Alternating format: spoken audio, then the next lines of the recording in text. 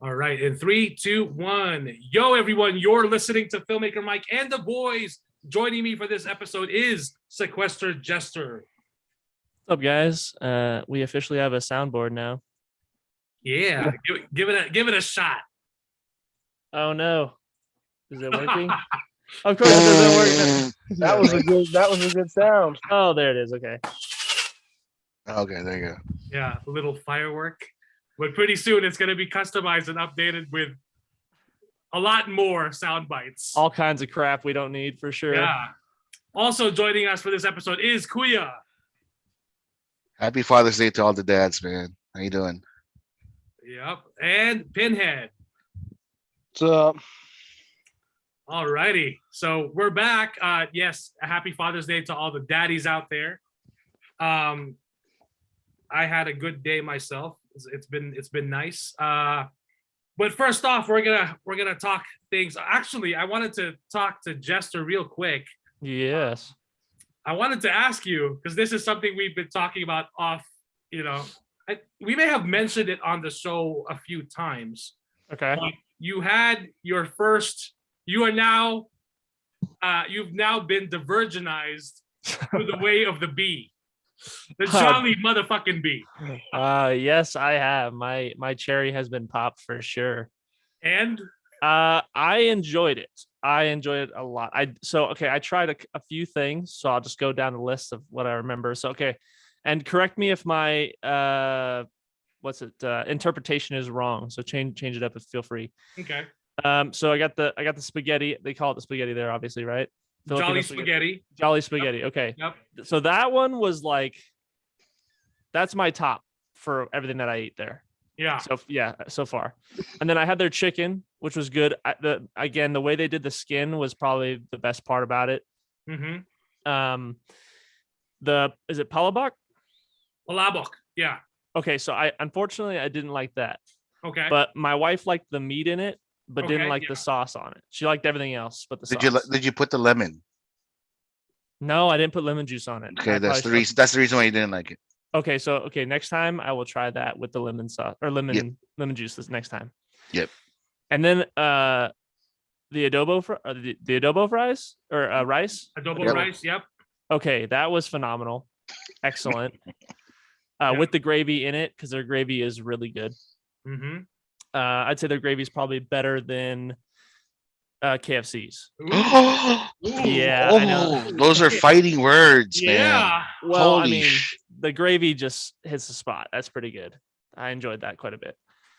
And then what else did I try? Oh yeah, the pineapple juice drink. Yeah. Oh man, that was so good. Right? Gosh. Yeah, that was bomb. And I think that's everything I had. Yeah, but okay. I know at the end of it I just wanted more spaghetti. Like I should have gotten the big platter. And I saw a lady eating that whole platter there when I was there. And I was like, you know what? I should get that. But I wanted to try a little bit of everything. Yeah. But no, it was pretty tasty, man. I mean, it was crowded. There was like a 20-minute wait when I was there. Mm-hmm. And that was at like almost 8:00 at night. Yep. So it was packed. But was it Friday night you were there? Friday night at 8:00. Yeah. Yeah. So Sacramento? Friday night dinner rush. Yeah. Sacramento? Sacramento. Yeah. Oh, nice. Yeah. Wow. Nice. Yeah. No, but honestly though, the highlight for me was Star Bread. Yeah. Oh my gosh. What did I tell you? Oh my gosh, bro. I got a box of 20 on the way home. But here's the funny part though. We got in there. Uh-huh. And we go in, I'm like, we're looking at what we kind of want. And she grabbed some of those. Oh man, what'd she grab? They're the purple, like almost like bread roll. Yeah. The purple yam rolls. The yam rolls. Ubi rolls. Okay, yeah, those are awesome. We grabbed some of those, but yeah, the señorita bread, dude. We got like 5 pieces at first, and there was some other lady in there. She's like, "Are you guys sure you only want 5?" And I was like, look, my buddy just recommended to me. I'm not sure yet. And she's like, okay. She's like, okay, you'll probably come back. Well, I said get a box. You did. And then right? I did on the way home. I got a box of 20, bro. Yeah. I was like, this is so good. Yeah, no, that was bomb. That was probably like at 10 out of 10. That was the highlight, big time. Nice. That was good. Well, yeah. I'm glad you got to try it. I me think too. you missed out on the peach mango pie though. But So yeah, I did. I missed out Yeah. on that. I missed out on the other bakery because Oh, Valeria's. yeah, but I tried this place. I told you I went to Boiling Crab. how was that? Okay, so I'm not a crab guy. Mm-hmm. So like, my wife thought it was amazing because she loves crab. Yeah. But the highlight for me there was their shrimp and fries. Like, oh my gosh, that's the best shrimp I've ever had. Yep. Like easily. But there was a bakery behind it called 85 Degrees. You ever been there? Oh yes. That's an Asian bakery as well. Bro. Oh my gosh. I got this Yeah. like bacon cheese thing. Yep. Oh my gosh. It was fantastic. Did you get the coffee? No, my wife did. She said it was pretty good though. Yeah, the coffee is very much like crack. So Yeah, I was definitely not in my element there because I felt like everywhere I was, it was just Asian community, but I was enjoying all their food. oh man, you're good. That's the thing with the with the Asian like neighborhoods and stuff like that. If you're eating good, like if they Oh, look at bro. you and you're enjoying that stuff, they're gonna be like, hey 100%. man, that's cool. 100%. Yeah, that lady wanted me to get more of that senorita bread, and I did. I came back for more. That's for sure. Oh yeah, Yeah. man. So Well, good. I'm glad you finally got to try. So was it? Do you now understand what I'm talking about every time? Yes, I completely because like I'm craving the spaghetti again. Like Right? already, like I want more. And like I was like I was debating on getting some on the way back, but like I was so full from the boiling crab and stuff that I was like, I'm gonna overload I myself. have a recipe. You do? Oh man, you have to Mhm. send that to me. Yeah, it's actually every Filipino mom knows the recipe, right? Well, see, Right. here's the thing. My wife worked with somebody who was Filipino, and she made Filipino spaghetti. Yeah, My wife crushed it before I even got to try it because she said it Yeah. was so good, yeah. and she didn't get a chance to get the recipe from her. So My Julie makes a really good spaghetti. Yeah, she does. So why don't you have Well, when Julie has free time, maybe she can cook Oh, some yeah.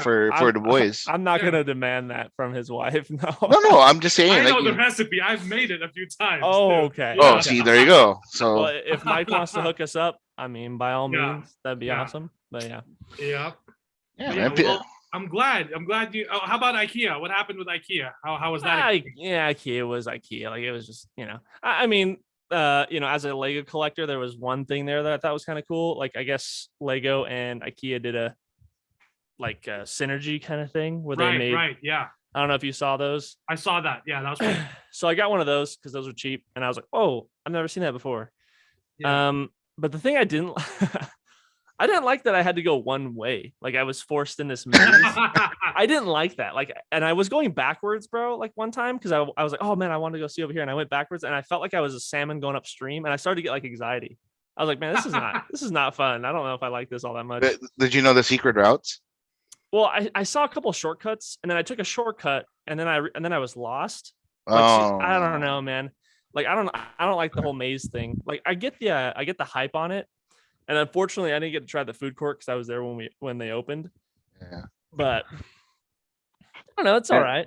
I heard a story like some random a-holes like changed the arrows on the Yeah, IKEA. I read that. Yeah, he did. But I guess IKEA got smart and figured out that if they make arrows with the lights above, Yeah. can't change those. I know, but like it was just funny. Like people were like going around in circles and stuff. Oh yeah. Right. Yeah, it can definitely feel like a maze the first time you're there, especially if you're not familiar with the. Mhm. That's know, true. Yeah, but lots of cool stuff for the home, for the house. Like it's pretty cool. Yeah, no, it has some nice stuff. Don't get me wrong. It's nice, but I don't know. I didn't dig the store all that much. You know what I did like? I like how clean it was. Mm-hmm. Like it was nice and organized. Right. Not crap all over the floor. Yeah. Yep. Well, that's the thing because they're such a huge company and a huge store that they can employ so many employees that there's always someone if you need help. Yeah, Yeah. that's true. Yeah, that's cool. Well, I'm glad you finally got to try Jollibee. So Yes, at least the next time you get to visit again, you can definitely try the peach mango pie and like even the other stuff because they have way more stuff. Oh yeah, I saw. Like, I was they overwhelmed. discontinued the Jolly hot dog, right? Yeah, they did. It's bullshit. Yeah, What's wrong with the Jolly Wiener? No, like I guess it's not a popular thing in America, but it's like super popular in the Philippines. In the Philippines, that's what I always would order. It's the hot dog. it's basically similar to the Sonoran dog here in Arizona, which is like covered in mayonnaise and cheese and all that stuff, right? Oh, bro, and they discontinued that. It sounds bomb. Oh, but there's no bacon wrapped hot dog. It's just a regular hot dog. So yeah, they discontinued it because like no, it wasn't like a top seller here. So That sucks. I probably would. That's something I would have got. and I heard they're taking away the breakfasts from most of the Jollibees. Bullshit. They don't have a breakfast here in Arizona now. Oh, it sucks. Don't go there enough. Dude, that's the only reason I go to Jollibee now is just to go get the breakfast. But then like when we don't serve that anymore, sir. Yeah. And I just yell, what the hell kind of Jollibee is this place? False idol. But yeah, well, that's awesome. For those I didn't get to explain at the beginning, for those who may not be familiar, Jollibee is basically the McDonald's of the Philippines, and for Filipino Americans, it's nostalgia. It's nostalgia. It's a taste of home. And I'll be honest with you, growing up in the Philippines, I was a McDonald's kid. Yep. Jollibee was cool, but McDonald's was the shit because that's what I was familiar with. But when we migrated here, McDonald's is cool. Okay, here. But then when I got to go to Jollibee here, I was like, oh shit. I miss Jollibee. Exactly. Yeah. So I've grown to have a bigger appreciation for Jollibee when I moved here, because in the Philippines it's just everywhere too, like McDonald's was. But then the McDonald's in the Philippines as well, you could get spaghetti with chicken. They had meals with rice. They had breakfast. That's the thing. I was watching. We watched Hustle on Netflix with Adam Sandler. Yep. Which, by the way, I would recommend if you love basketball, watch that film. It's a different Sandler. It's not as bullshit comedy, that everyone is very familiar with.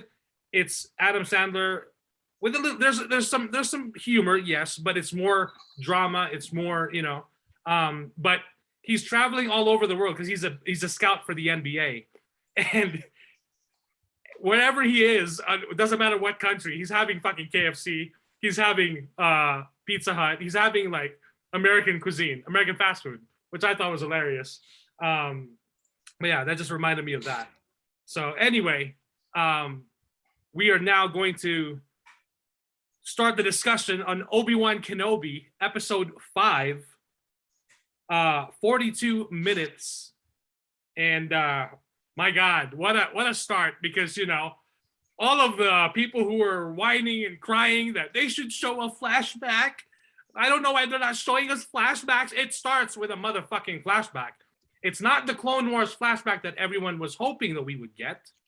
However, I actually like it. I'm very pleased with what they gave us, even more than the Clone Wars, because the flashback that they showed, of course, is Obi-Wan and Anakin pre Attack of the Clones. So, and it basically, if you guys have seen it, spoilers, it's Anakin and Obi-Wan dueling each other with their lightsabers. It's not practice lightsabers, it's their real lightsabers.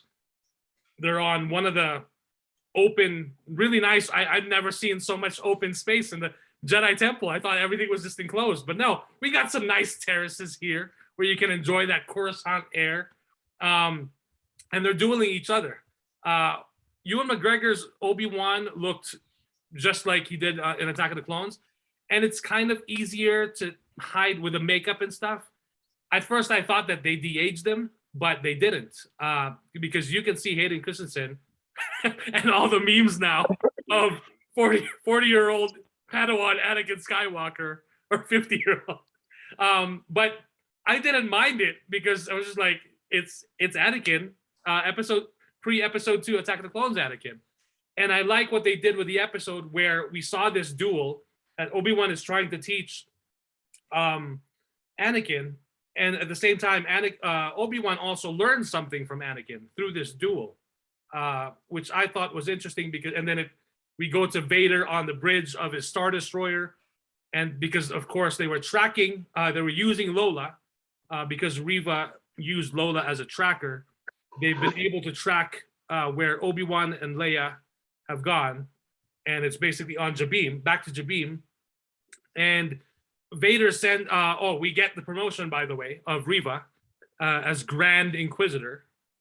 And the first thing that came to my mind when we saw that pin, it's like, ooh, and a brand new Disneyland pin. They're gonna be selling at the park, and it's gonna be sold out, which was pretty cool. And I like how it just attached, kind of like a magnet, without even showing us like how they usually put pins. But yeah, she was promoted to Grand Inquisitor, which is like, ooh, shit, this is happening. It's happening now.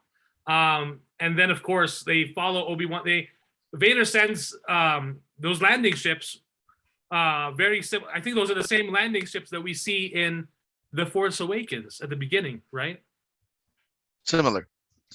Or similar, yeah. Similar. They look. That's what definitely popped in my mind when I saw those. And then, of course, when the those battalion of stormtroopers land, Reva is there, and they basically start firing on those blast doors. And I was thinking when I was watching it, Kuya was there when I was doing my live stream. I was thinking like she should just put her lightsaber in, and like what Qui-Gon did in Episode 1 to get through the door. And what did I say? And sure enough, it happens. It does happen. I was like, really? Yeah. Okay. And then of course, yeah. So yeah, they're not rebels. Well, essentially, it's like early stages of rebels, I guess. The Rebel Alliance, but they're basically just, trying to get away before they're captured basically, or they're even killed by Vader and his legion of troops. But I really enjoyed this episode. I mean, fantastic action from beginning to end, without having to go through the step by step of the episode. The parts that I love is basically, that duel, which is spread throughout the episode, because you're seeing also one of the lessons that Anakin learns from Obi-Wan. And then again, Obi-Wan also learns something from Anakin, and that it clearly shows what they've learned. And seeing Obi-Wan being the negotiator that he is when he talks to Reva, and basically when he also figures out how Reva knows. We finally get the explanation of how Reva knows who that Anakin is still alive, that Darth Vader's, because she was there, and that she basically pretended that she was dead among the young Jedi Padawan that was slain by Anakin. So I thought that was great. And again, another question answered that a lot of complainers were saying, how does Reva know? Blah blah blah. She can't know all this bullshit. Like now she knows. It's all coming together, and I think it's amusing that a lot of people who don't know how to be patient and just wait to see the entire story, at least the 6 episodes, are just like very quick to judge and say, I don't like it, or I don't, like, let's see first, because they've written these stories for what, a year, 2 years in advance. They've had everything planned out. They filmed it. They're not just filming this the weekend before. I mean, this is all laid out. So, they have everything written out and planned out and mapped out within the timeline and all that's going to happen. I love that Obi-Wan uses Reva so that they can get away.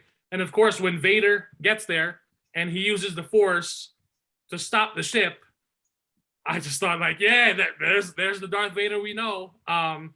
Which we've already seen parallels before. I mean, Rise of Skywalker, Rey is stopping a ship, and Kylo is stopping that one of the landing ships that everyone thought Chewbacca was on, that Chewie was on. And then when it blows up, I just seriously thought like, holy shit, they killed Chewbacca.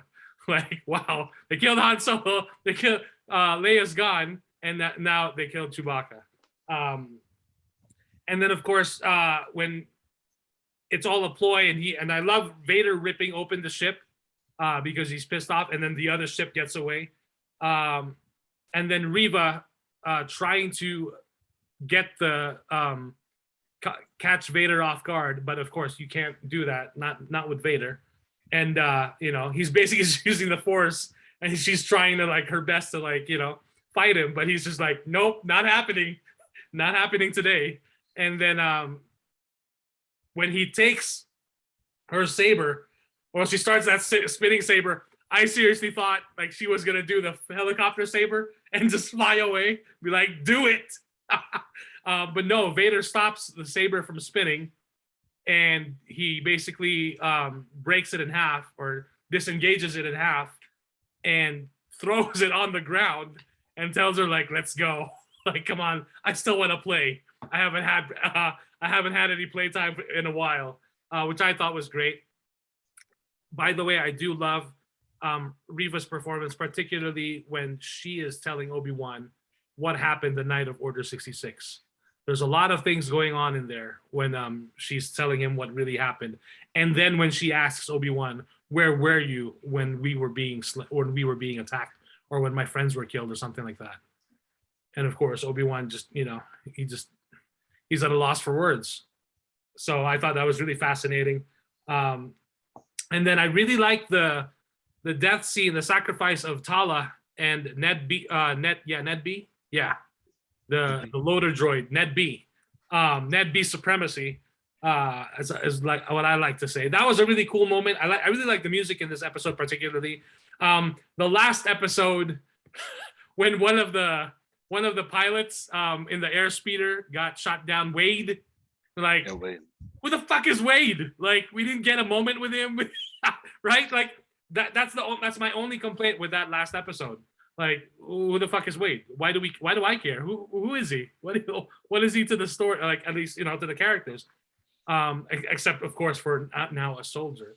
But Tala's death and Ned B's sacrifice actually meant a lot more, because we've had a few episodes to get to know them, and Tala's character really has shown Obi-Wan like willing to put herself out there and putting herself on the line to sacrifice for something greater than herself.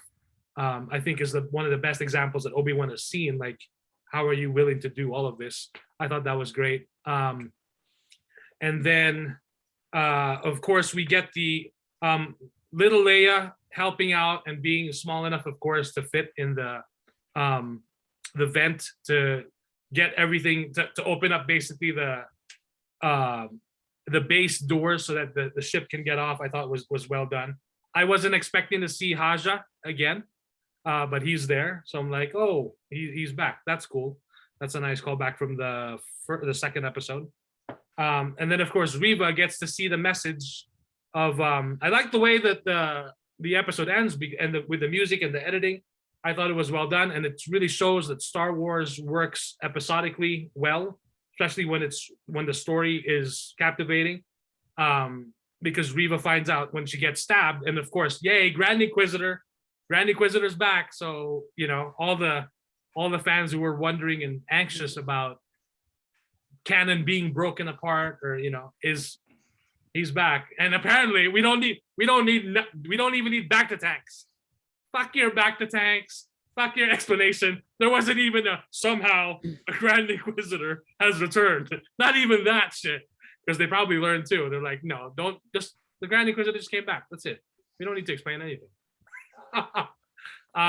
Mike, there was an interview from the actor saying that the character has two stomachs. So yes. they hit one. So and apparently, yeah, he got stabbed in one. And I guess Reva has two stomachs now or something.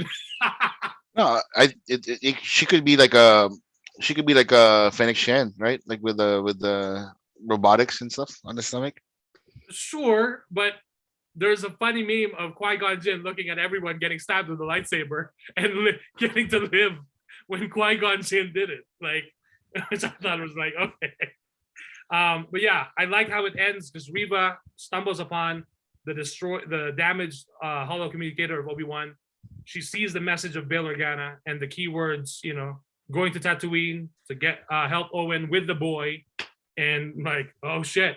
So that reminded me of the Star Wars Infinity's comic book storyline when Darth Maul finds out about the prophecy about Luke Skywalker, and he's basically hunting Luke Skywalker. He's running. There's a hooded figure running across the desert, traveling really fast, running really fast, and then as he's like 100 feet away, he throws the hood, he throws his cloak away, and it's Darth Maul with the cybernetic legs. He's running towards the Lars homestead, and then as he's getting closer, out of nowhere from the sand pops up Obi-Wan Kenobi, and he duels Darth Maul, and they're having their duel there. And this was around, I think, when Revenge of the Sith was out, around 2005, way before the Clone Wars, way before any of that stuff. There was no inkling that Darth Maul would ever come back to the screen or anything, to the story. This is just a one-off what-if story, Star Wars Infinities, and then Obi-Wan basically, of course, kills off Darth Maul because he's better than Maul, and Darth Maul wants revenge, of course, but Obi-Wan pretty much bests him in that duel. So it kind of reminded me of that and what perhaps they're going to do with Reva, and I feel like she's going to, because I mean, is she going to try to go back to Vader? I don't know. Not after that shit. Not after getting stabbed by Vader and basically getting thrown off. She was Grand Inquisitor for what, maybe a few hours at least, and that's it. But I also like that in the story because Obi-Wan basically figures out that she has been hunting Vader. She wasn't really there to serve him. She was just trying to get close enough to him to when she has the opportunity to basically kill him. But of course, we know that's not going to happen. So of course, I did share something. Apparently, there's an article that went around online, which I thought was hilarious. And it just goes to show, like, some people clearly don't either know Star Wars or haven't watched all of Star Wars, and they're just like trying to get clickbait or whatever, or they're just trolling. This is from Decider, which I have not even heard of. The title of the article is "Will Obi-Wan Kenobi," meaning the show, not the character, kill young Luke Skywalker in the finale? Continuity is a tricky thing, particularly for long-running franchises. Take, for instance, Obi-Wan Kenobi. I need to look for the full article. But the fact that someone actually wrote that, we were like, oh, this will be a great title, and it'll get the clickbait for the site that we need to drive traffic. I just thought that was hilarious. Okay, here we go. I found it. Yes. Okay. So yeah, this is from Decider.com, written by Alex Zalbin. I'm calling you out, bro. Continuity is a tricky thing, particularly for long-running franchises. Take, for instance, Obi-Wan Kenobi, which so far has deftly weaved between the lightsaber slashes of established Star Wars storytelling to show what happened in the period between Star Wars Episode 3, Revenge of the Sith, and Star Wars Episode 4, A New Hope. And then there's the stinger at the end of this week's episode, Part 5, which teases that young Luke Skywalker is in serious danger and may even die. I get that you could show, like, yeah, oh my God, Luke is in danger.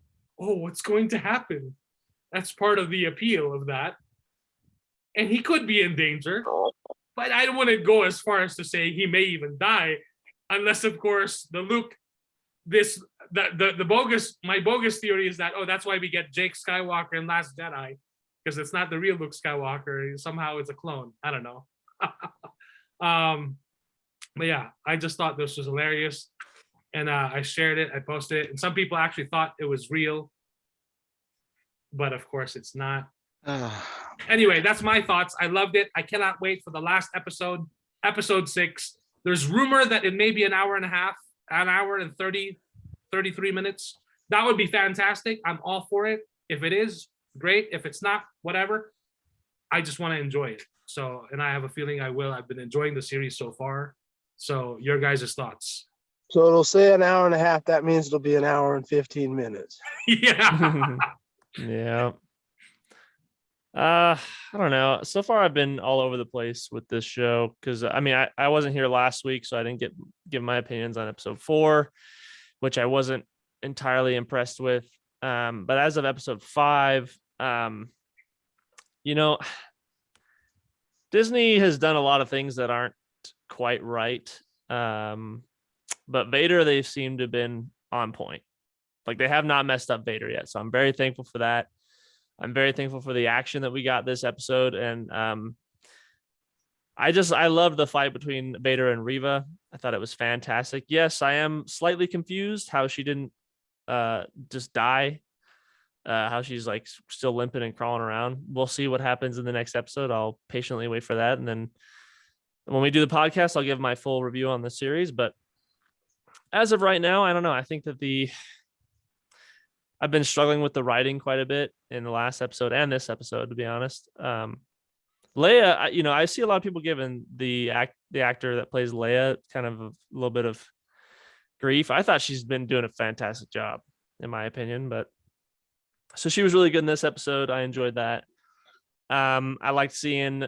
I kind of liked Obi-Wan's little bit of brutality there, just kind of using Reva to his advantage. I thought that was very, very good. Good writing on that scene. Yeah, I'm enjoying it. I liked the flashback scene. Part of me feels like this flashback scene, as good as it was broken up in this episode, I almost feel like it would have been better if it was broken up through the entirety of the series to kind of like build us to this point. Like just the same format they used in the episode where they were building you to the finale of the episode.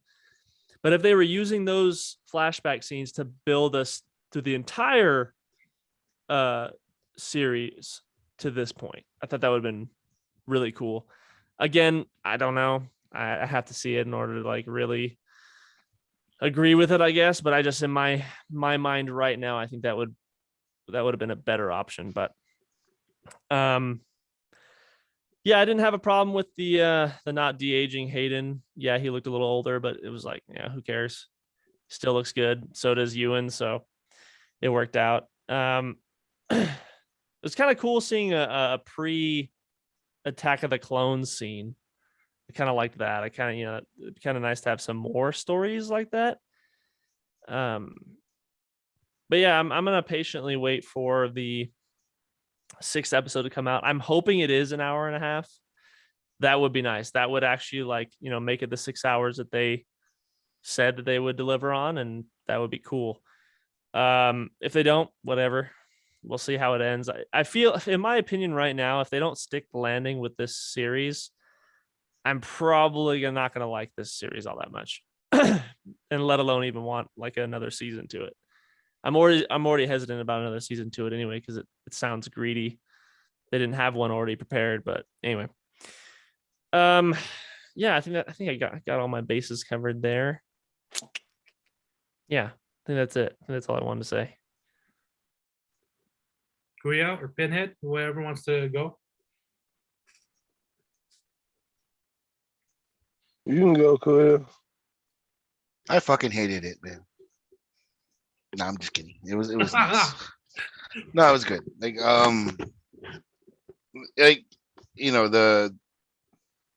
they're just like flushing out like the choices that people have to make in dire situations and stuff.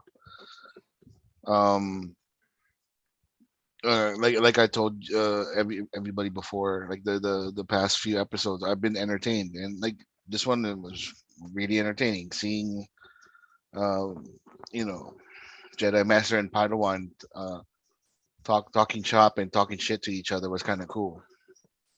Like, Padawan was like, Anakin was like, "Oh, I'm gonna get you this time, Master, if that's what you call yourself, Master, whatever." And then, Obi-Wan was just like, "Just be patient, whatever." So it's kind of nice to see that. It's nice to see Reva's redemption arc coming through to fruition,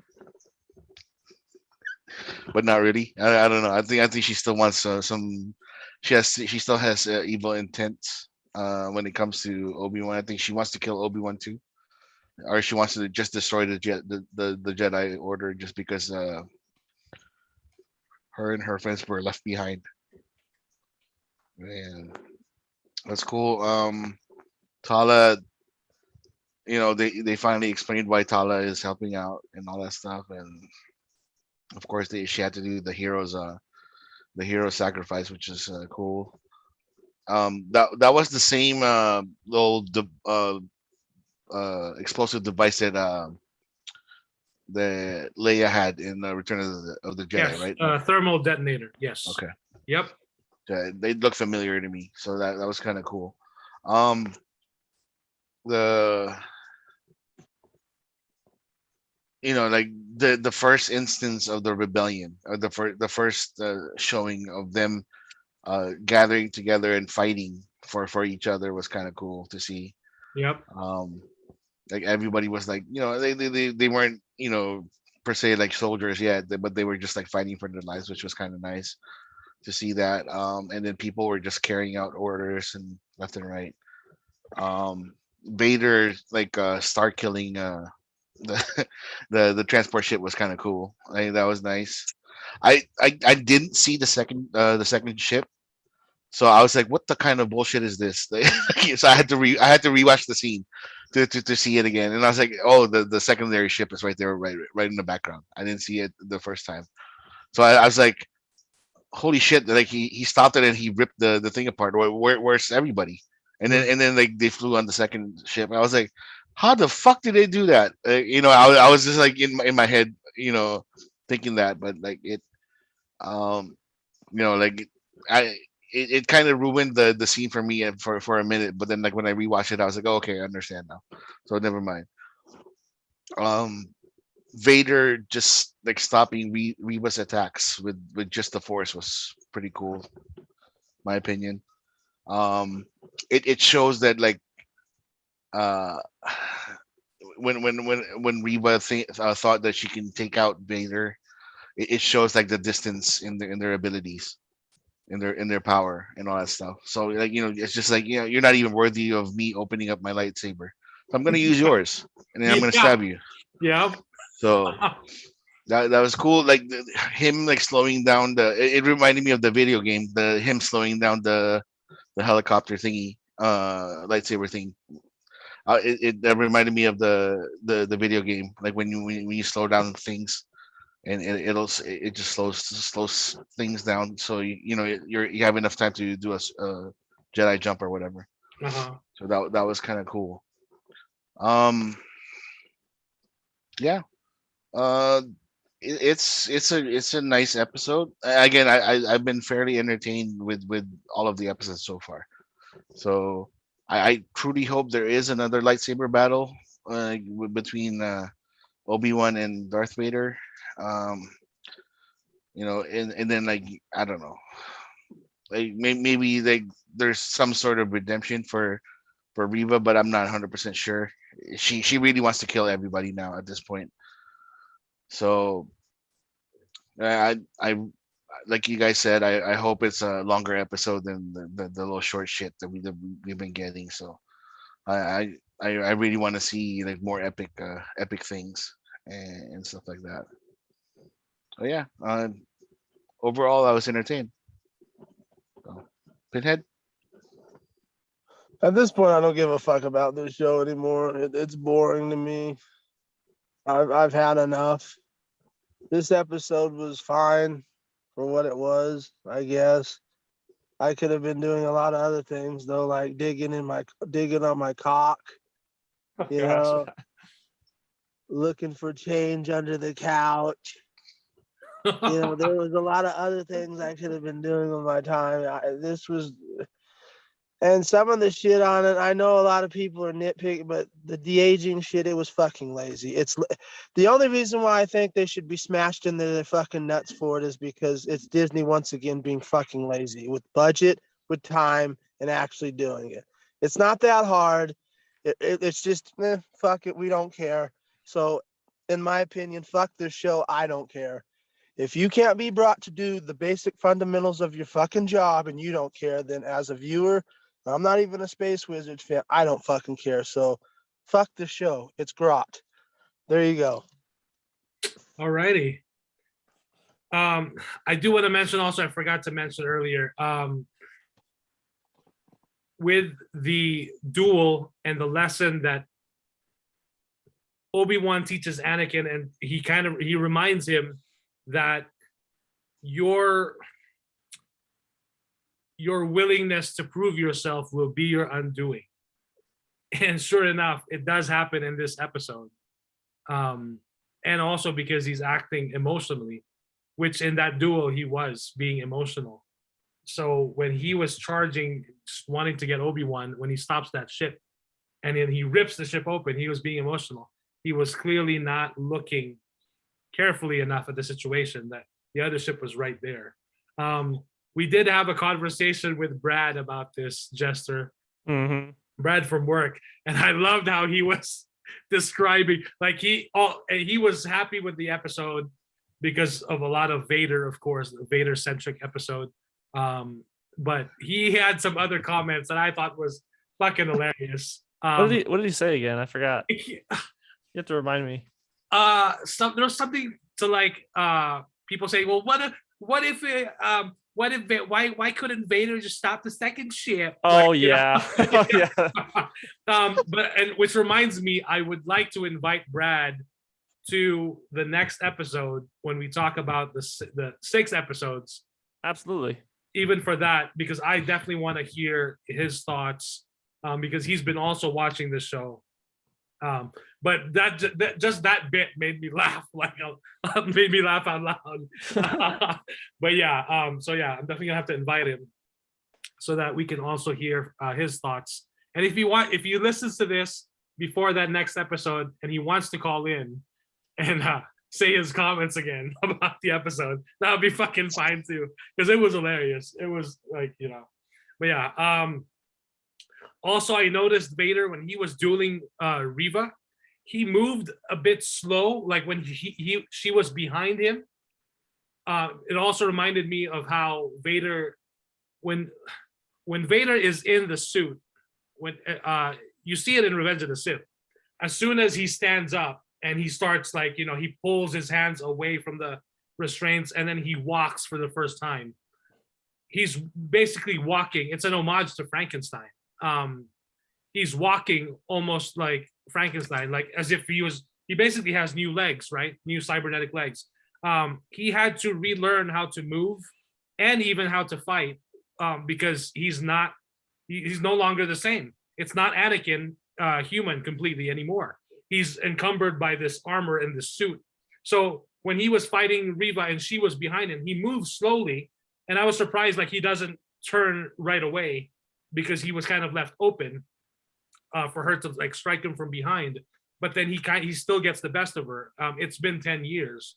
But if anything, if we get a spin-off Vader series, I would love to see early Vader in that series of, basically the days after Revenge of the Sith, when he's learning to, use his and move with his new body.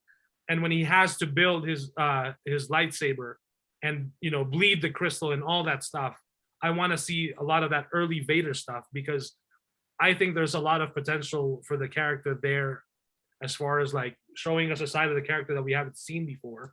So that's something, and the fact that for a character that is in a mask, in a helmet, we really can't see any eyes or any facial expressions. Just by the simple movements, we can still, and even with the voice, we can still tell, if he's pissed off, if he's I don't know, not embarrassed, but if he's ashamed or something like that, we can basically tell a range of emotions.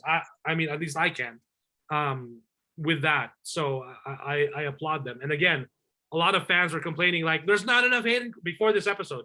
There's not enough Hayden Christensen. Why do they kept talking it up that we were getting Hayden Christensen, and now we got him in this episode. If we get another flashback, so be it. But if not, and this is it, that's fine with me. Well, he's in the suit, isn't he? Yeah.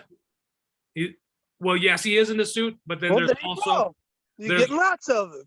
Well, that's the thing. The thing that the fans are complaining is not seeing. I know. Right? Yeah. We don't get to see his face. Yeah. After what I saw in that last episode, it's probably for the better. His face looks like cottage cheese. Okay, so probably for the better.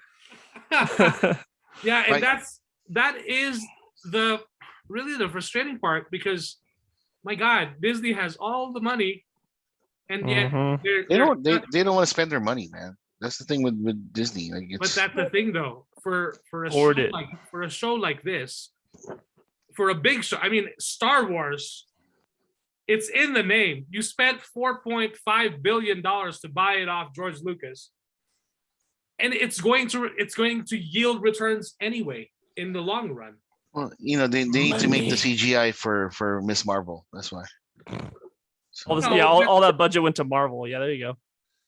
And that's the thing. That's an unfair statement. You can't say Marvel is its own thing. This is Lucas. Exactly. This is They Star could have Wars. done both. They Yeah. could have done both. This That's is the Star Wars. frustrating thing for me. I sit there and I see this shit. I'm like, you guys are lazy. When I go over here and I watch CW with Superman and Lois put as much money into the Superman and Lois budget as they possibly can. That is ridiculous.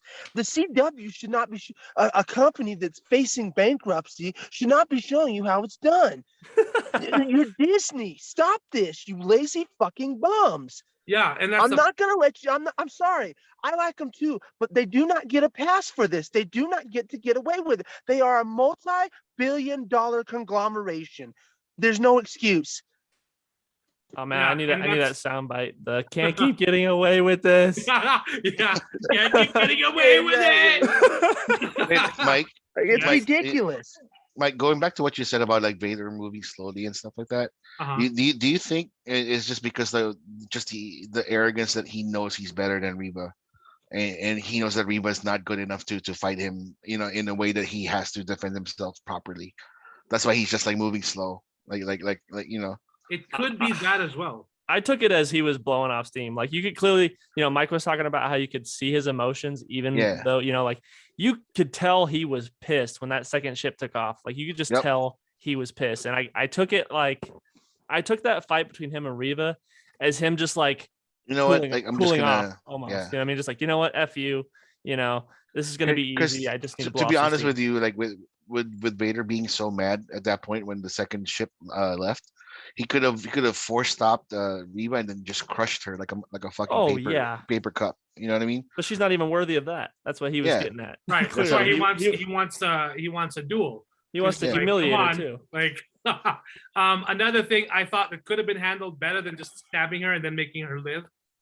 He could have just force pushed her and like thrown stuff on top of her or something like that, where Yeah. he takes her out of the equation and they make us think that she's dead or something to that effect. But they had to do the little flashback of the little girl getting stabbed as well as Right, that's true. Yeah. Well, that's they're the thing. trying to. After you stabby, fucking throw Yeah, the bitch, exactly. Throw her throw off the cliff. bitch. I don't want to see you again. I can't believe I promoted you. No, Right. and no, and then That's why he's and then embarrassed. Vader never learned because like he just left somebody for dead. Because Yeah, dude. Obi-Wan left him for Right. dead, and so now this girl's gonna be mad. Now it's your Like, turn. But if I was Vader, I'd stab her and then like rip her apart. But it also shows his arrogance Yeah. because Yeah. he just thinks like, Yeah, I'm and better the than Grand you. Inquisitor to say in the gutter.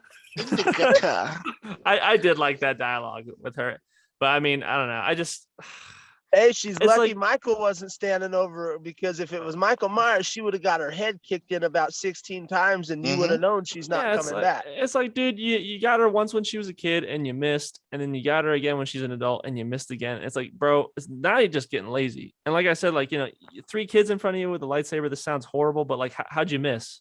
I don't understand. How'd you not get all 3 of them?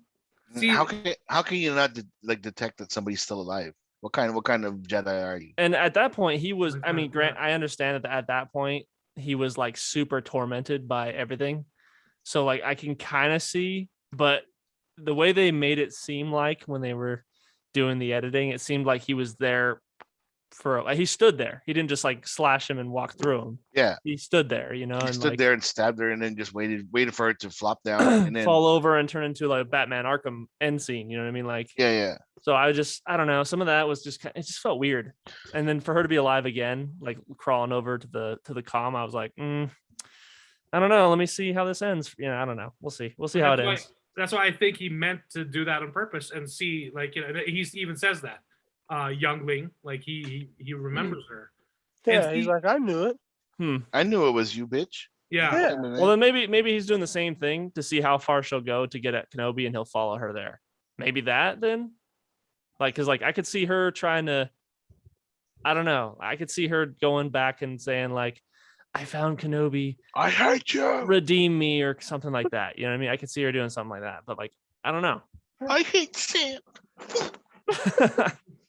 So yeah, another thing that I thought was really would have been really interesting to see play out, like with the actual long story, is seeing the story of how the Inquisitors were recruited. Because if they're all former Jedi, then at some point they, had to have given themselves up, or they were tortured, captured, and basically forced to join the Inquisitors. Mm-hmm. I think there's a very interesting story to tell there. And I wish we would have gotten a longer episodic story, but then it would feel a disservice to call it Obi-Wan Kenobi if you were going to focus it on Reva. Wasn't the Grand Inquisitor the bald guy, the real one? He was a temple guard. He was a temple guard, right? He was a temple Yeah. guard, yes. Okay. Yes. Apparently, he was a temple guard when Ahsoka was getting arrested and stuff, and a part of all that. Okay. Yeah. All right. So Because I thought I remembered the dude in was it Rebels or something like that I saw? I can't remember. I mean, he was in Rebels. No, I mean like not as the Grand Inquisitor, but like as a temple guard. I don't remember. I don't recall. I don't think we saw temple guards in the movies, did we, Mike? no, we didn't. That's only in the Clone Wars. Yeah. So Is it it was the Clone Wars that I saw it instead of the Rebels. Yeah. Okay. Stop talking about Clone Wars. You're gonna make me leave here and go watch episodes. You should. Yeah, I should. Bye, guys. See you next week. I'm gonna go watch some Clone Wars. Yeah. He's So- gonna go. He's gonna watch the better Star Wars series. So another thing I wanted to talk about Pretty within the galaxy of space wizards, this is from CBR.com. So whoever's managing the Star Wars account, I'm really impressed with, because they're actually engaging more with a lot of fans now, and actually replying, and because that's how it actually used to be before, around the Clone Wars, right? And then the social media person who I absolutely love, I even met her at one of the Clone Wars screenings. She was awesome. When Disney took over, she got laid off, or I think I can't remember, she quit or she got fired or something like that. And then the Star Wars account was just like just doing business as usual. They weren't as fun anymore. They weren't as engaging. So we're like, okay, I'll just follow for updates, I guess. But now they're actually really engaging with fans again. Ever since, of course, Obi-Wan Kenobi. So there's an article here. Star Wars claps back at, quote, fan, complaining about making the franchise political. So they basically replied, Star Wars replied, if I can find it. Here we go. The person's name, or the account, is Finley. It looks like Matthew. It's cut off. It says, it replies to Star Wars and says, don't make Star Wars political. And they basically replied, Star Wars replied and said, number one, I guess it's regarding, okay. So this is regarding an issue of Star Wars bounty hunters from Marvel. And it's their Pride Month issue. So they tweeted, celebrate hashtag Pride Month with Jan Bazaldua's incredible cover for Star Wars bounty hunters, out today. More info here. And there's the cover of the comic book looks like two female characters, and then with the Star Wars logo, it has the like rainbow colors, the Pride logo on the side. And it looks like the two characters are on top of an X-wing. It looks like part of an X-wing. And so the Finley Matthew SA replies, don't make Star Wars political. And then Star Wars replied and said, number one, queer characters existing isn't political. Number two, Star Wars, in all caps, wars, is literally in our name. So I just thought that was hilarious. And then, of course, a lot of fans replied to that with the fact that if you clearly don't know Star Wars if you think Star Wars is not political from the very beginning, whether it's the original trilogy, the prequel trilogy, the opening crawl, taxation The of Clone the Trade Wars. Federation, the For crying out blockade, huh? So the Clone Wars, for crying out loud, had so many episodes. Everything. But the everything. story, but before I just continue, the story was done right. You know, Pinhead and I talk about this a lot, especially with Star Trek. Star Trek's political, but if the story is done right, it's good. But if it's not done right, it's just trash. And the political stuff just feels annoying. So anyway, go on. Right. And then with the original trilogy, we hear a little bit of the political stuff, like in the in A New Hope with the round table of the Imperial officers, you know. But Vader's not a politician, and he never was. Right? It's even in the prequel trilogy. He even mentions it when he's talking to Padme. She's a senator, and he tells her, "I think we should just, do what they think is best for everyone, and then do it." And then, of course, Padme says, "Well, that's what we do it, but it's just not that easy because there's a lot of things going on." But George Lucas specifically showed the bigger backdrop of the political landscape of the galaxy within episodes 1, 2, and 3, the prequel trilogy, and even expanded on that with the Clone Wars, because even the Jedi, when Mace Windu says, "We're keepers of the peace, we're not soldiers," and yet they've become generals by the end of the Clone Wars, because that is all part of the big plan of Palpatine himself. Senator Palpatine, who declares himself Emperor Palpatine. I mean, because the Jedi are gullible as fuck. well, they were. They were very overconfident and blind to see that, and Yoda even says the dark side clouds everything. They could not see it right in front of them, under their noses. The two greatest Force users in the history of Jedi, fucking, they can't even sense anything. The Come dark on. side clouds everything. Fucking political or plot points and shit like that. Fucking George Lucas. And that's the thing. I think it's both amusing and when people just seem to be figuring it out, Star Wars is so woke. Comic book characters, Marvel, DC is so woke. What? What are you guys talking about? Where have you guys been? What have you guys been watching? I mean, it's fucking hilarious. It's just, man, it's hilarious. Yeah. So, yeah, I just wanted to share that. But yeah, if you'd like to see more interesting tweets and amusing, follow Star Wars, because right now the Star Wars Twitter account, they're at the point where they don't give a fuck. They will call out anyone who's trying. When I'm here for it. Okay. You think the Wendy's Twitter account person is you think the Wendy's Twitter person is having a double job with the Star Wars account? Maybe. Because technically, perfectly frank, the Wendy's Twitter account is a little quiet nowadays. So it is. Maybe they got the Wendy's. No, because Wendy's had a lot of scandal because the corporation donated a shitload of money to a certain somebody, and a lot of the fans weren't happy with that, so they're trying to keep a little mum, keep a little silent with that shit. So for me, I was just Wendy's is Wendy's, whatever. I still like the fact that they make fun of the other fast foods. We introduced a brand new chicken sandwich. Yep, and then Wendy's will retort, "Oh, been there, done that." Come on, my new favorite of theirs is from a very new release that they did, which, if you like strawberry like I do, I highly recommend trying it. It's the new strawberry frosty. This is not an ad, but if Wendy's wants to take a sponsorship, please. Yeah, thank you, Wendy's. I've been tweeting, yo. I've been.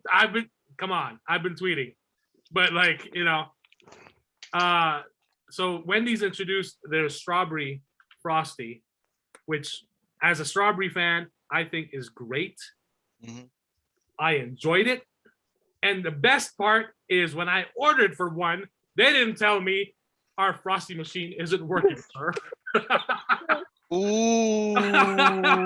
So, back you at know, McDonald's, huh? Burn. Yeah. Burn. So Wendy's on June, so 9 days ago, Wendy's posted on their Facebook and their Twitter, hats off to Wendy's strawberry frosty machine for not breaking, unlike some places. LOL. and and the M in the word some is capital. Oh gosh. Wow. And see, it's simple stuff like that that is just like, mwah, chef's motherfucking kiss. Yeah, I think they've been going at it. Arby's is another one too. Like Arby's, they don't yes. they don't give a fuck anymore. Like Arby's is like, yeah, we know our we said we know our sandwiches causes diarrhea, but who gives a shit? Like I was like, what? Well, Whoa. hey, you know what? Owning it, own your shit, own it, and people I'll- will love you for it. Oh yeah. People will Although I heard that new Wagyu burger, their first burger, is actually phenomenal. What, So I Arby's? want to, I Yeah. want to try it. The Arby's I fucking hate Arby's, man. Yeah. Wagyu, like, Wagyu. quote unquote Wagyu. Mm-hmm. Okay. Well, it's Gotcha. okay. It's half Wagyu, half meat, or half Mm. whatever hamburger meat. Whatever. Half Wagyu, half Schmeat, whatever you want to call it. You know, cat meat from outside. Whatever. By the way, Shmeet reminds me of when Kuya in the group chat was asking about Shmi Skywalker, Shmi. but he typed maybe Shmi. maybe it was autocorrect or something when you typed It's Shmi, right? Or is it Shmi? It's Shmi SHMI, but when you typed it, Oh, or the I way it did came up, Two it E's? was Smee, as in Oh, it's me. as in Captain Hook's Smee from Peter Pan, and that's why I was Oh. fucking around with you, and I replied with a Smee, a gif of Smee, and be like, I think he's just dancing around or something. Oh Yeah, no, he's I dancing. I didn't know how to spell the the slave girl's name, so Yeah. it didn't matter. Also, I was having, what was I doing yesterday? I think I was just having some bogus idea, and I was thinking, you know what? If Disney really wants to shake things up within Star Wars or Lucasfilm, They already did, man. It's called the sequels. well, wait till you hear this idea. Okay. I So- want to hear it. One of the things that bugged me about Revenge of the Sith that I kind of wish was a bit different was Padme's death. Mm. Because now when we talk about it and when fans meme about it, it looks ridiculous Mhm. in retrospect because now people are getting stabbed the shit out of them. And Padme died because she was sad. She had a broken heart, man. Now, granted, I understand that can happen in real life. People can die I of a mean, broken heart. technically, the force choke didn't help either. Yeah, but then that's the thing. And that's the thing. It's an added bonus. Her, Like I crushed the larynx or yeah, but she was speaking Yeah, that kind of gave her perfectly a push fine. off the cliff, you know. She was I- speaking perfectly fine in labor. Obi-Wan I don't know. was still I don't know. Maybe something might have crushed in the Fine. neck somewhere. Like I don't know. Like a carotid might have been severed or something. I don't know. So So my idea was the thing that always bugged me was I wish she would have gone down. She would have died going fighting. Basically, I Mm. wish she would have gone down with the fight because her character really got minimized, especially in Revenge of the Sith. Yeah. So I was thinking, what if we find out Padme is still alive this whole time, and Vader finds out, and so he's going to try to get or basically convince her to join him, or I don't Those know. are for real. Yeah, but then she basically rejects him and says, "You're Anakin Skywalker's dead," something like that. you're half the man that I used to know. Well, because there's a story. There's a story in the comics right now where Vader is trying to resurrect Padme. Yeah. This is the new Disney canon. Vader is trying to resurrect Padme, Oh God. and the handmaidens, her handmaidens, who used to protect her, are like one of them is basically helping Vader or something like that. Oh shit. Which it sounds interesting. But I want to wait for the series to end because I want to read all of it in like one shot. But I was just thinking like, man, wouldn't it be crazy if they just revealed like, you know, Padme faked her death. She was alive all this time. She was helping, you know, support the beginning of the rebellion against Vader. I thought, you know, that would be fucking awesome. And it'd be fucking metal if Vader ends up killing her for real this time. She was Vice Admiral Holdo the whole entire time. No way. No. Because if can you imagine if Padme would have been gangster enough to fucking like drive through the Shoot, I would have taken her over Holdo any day, man. Jeez. Because also Padme would be like, hey, you know what? Let me get this ship, turn this motherfucker around, and let me go to light speed right now. That's what Padme would do. I was just having that thought, and I was like, that would be fucking metal if Vader ends up killing her for real this time. But then this time, she's really not, you know, she's not dying for a broken heart. She's fucking dying because he actually kills her. And it's more tragic. Wasn't there like a report, Mike, that like she was about to, like the reason she went to Mustafar was to fucking confirm that try to save Anakin, but then when she knew that he wasn't, you know, having it, whatever, she was about to stab him with something. That's a good question. I heard there was like something like that, but like a lot of people said like, oh, that might not be a good idea because Padme, you know, I'm like, no, that's what Padme would do, you know, in order to save Anakin from going all the way evil, fucking kill him, because that would be more tragic than fucking broken heart. Right. Well, and that's why I think in episode 6 of Kenobi, we're gonna have to see Obi-Wan try to reason with Vader, because one of her dying words was there's Obi-Wan, there's still good in him. Yeah. You know, and They then come out from around the corner of a rock and go, Anakin, don't kill Obi-Wan. there's some good in him too. Well, that too. The fact that she came back to playing Jane Foster as now the mighty Thor. I mean, that's huge. That's huge. That's a huge thing. Because I need that Disney money. she even said she was done. She even said she was done with Marvel. And lo and behold, Kevin Feige's like, back up that motherfucking Disney truck right now. Yeah, it's the Disney money, That man. money truck. Name your Hey, price. I mean, Jon Snow. Hello, Jon Snow. We're getting a continuation of Jon, you don't know fucking nothing, Snow. I mean, I think Kit Harington just said after years, like, I tried the Marvel shit. Fuck that. I don't even think I'm going to be Black Knight. Dude, he should be Black Knight, man. I'm waiting for that. After the snooze Eternals. Oh my gosh, I'm waiting. Like, yeah, screw the Eternals, bro. I was more hyped about Black Knight. I want to see that.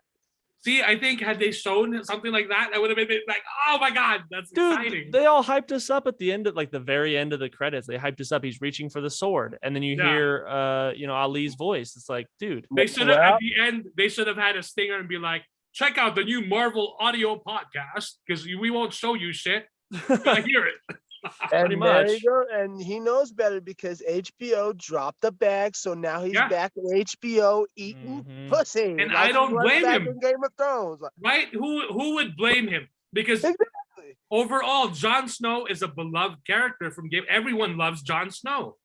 You say Jon Snow, everyone says you know trash Game of Thrones are like fuck Game of Thrones, but we still like Jon Snow.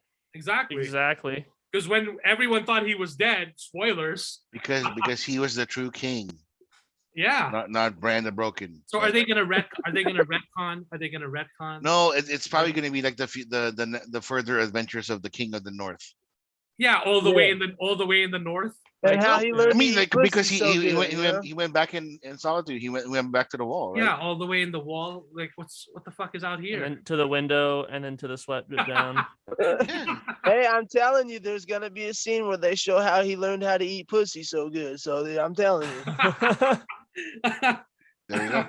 Oh, maybe he's gonna find Egret, his first love. Yeah, maybe. But it actually is his real. Yep. So. Bruce Leslie. Yep. You know nothing, Jon Snow. I guess that is a good segue. We might as well pull it up.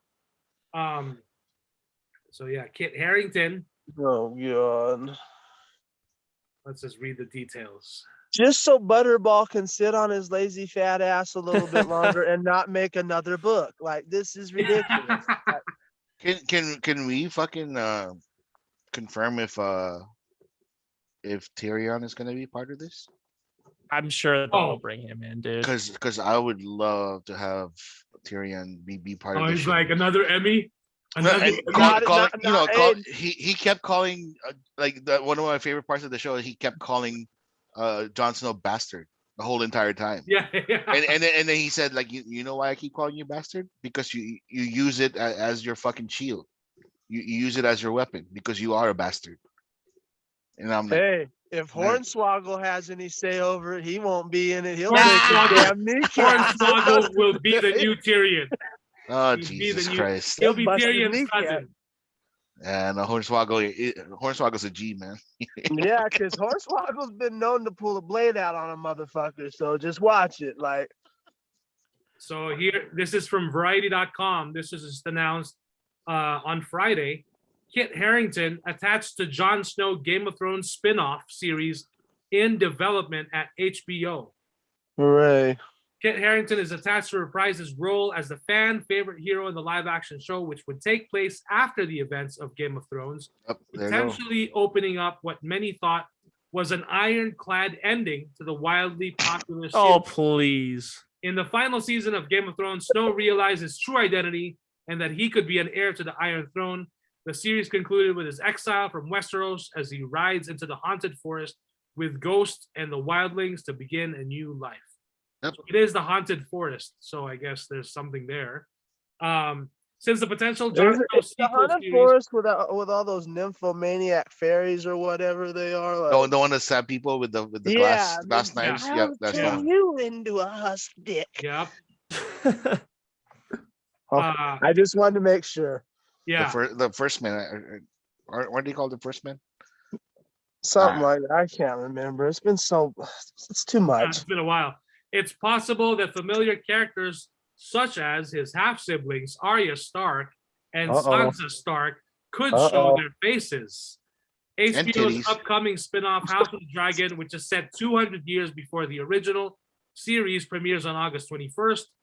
Other Game of Thrones spin-offs in development include Tales of Dunk and Egg, Oh, okay. 10,000 Ships, 9 Voyages, We're Sea scraping bottom. the bottom of the barrel here, man. And an Duncan Egg animated would be a series. good story. Whoa, I didn't even realize they were doing this much. All I thought was House of the Dragon, and that was it. Yeah, But now we're getting the Westeros universe. exactly. Well, now we're because getting there- the adventures There's of the Nuck and adventures of Fuck Arya and- Stark, and pirate queen Arya Stark. And that I can see that happening. Yeah. Like I can see how that could happen. It says here Harrington was nominated for 2 Emmys in supporting and lead actor in a drama series during his time on Game of Thrones. After the series ended in 2019, Harrington has starred in Marvel's Eternals as Dane Whitman, appeared in an episode of Amazon's Modern Love, and headlined Shakespeare's Henry V at the Donmar Warehouse in London. HBO declined to comment on the matter. Representatives for Harrington did not immediately respond to Variety's request for comment. So, Well, I Once can again, see certain spin-offs and I understand it, but like don't go the way of Warner Brothers and DC and get carried away like the adventures of Cersei's dog. You know, the adventures of Khaleesi Shoeshine Boy. No one wants that shit, okay? So don't go off the rails, please, and make 72 different spin-off series about sub-characters no one gave a fuck about ever. You know, how the gruel man makes the gruel. Like, stop it. Okay? We don't need a show of everybody. Knock the shit off. As Jade Cargill tells Tony Schiavone, cut the shit. well, Mike, Yeah. did the Hound die in the last? Do you Yes. remember? Yeah, he Does did, it matter? Does it matter? unfortunately. He Bring died. him back. He died with the mountain, right? yes, because everything was crumbling. Remember, and he jumped off. I think they jumped off, or they basically jump off. Because I like the fact that he called everybody a cunt. So that's like, you know. Oh, well, we he- have he- Billy Butcher and the boys for that now. Yeah, he reminds me Yeah, of that's Billy true. Butcher a lot. Yep. But like, Yep. that's an English translation of cunt, which is kind of cool. You dumb cunt. Yeah. But hey, Jon Snow, I'm looking forward to it because I love Jon Snow. I'm here for it. I've got HBO anyway. Bring it. I'm interested to see what they do with it and where they go from here. So when And you on a say Jon- side note, a Yeah. lot of the time when Billy Butcher says it, he means it as a term of endearment. When the Hound says it, he means you're Right. a fucking cunt. Like, Yep. he hates your ass. So, Yep. Give me the chicken, you cunt. And that's Game of Thrones. That's the series that I think that was the last big series aside. Well, yeah, because that started 2010, and I remember when it started. I started watching it, and the wife was like, "Wow, what are you watching? It's so bloody, and they're having sex and all this shit." And I was like, "Well, there's funny you say that because it's HBO, but hey, there's an interesting story here." And when she got to watch it, she got sucked into it. And then before I knew it, everyone who I knew was watching Game of Thrones. That didn't necessarily like fantasy stories or something, to that effect with magic and dragons and knights and all that stuff. But the story sucked everyone in. And before you knew it, everyone would watch it on Sunday night, and was posting about it, talking about it. It's the intro song. That's what sucked everybody in, was the intro. It was good. That too. And then, twins fucking. I mean, we got Luke and Leia, kissing, but then back then nobody knew that they were brother and sister. Everyone just George Lucas knew. George Lucas No, he didn't. knew, come on. He just added that in. He didn't have that land. Why do you think he has Luke like pining after the princess in A New Hope? He didn't have that written out. He didn't have that written out. so he was like, Luke wanted to fuck his sister. You know it, Mike. You know it. There's a bumper sticker that said, I think I need to get the shirt.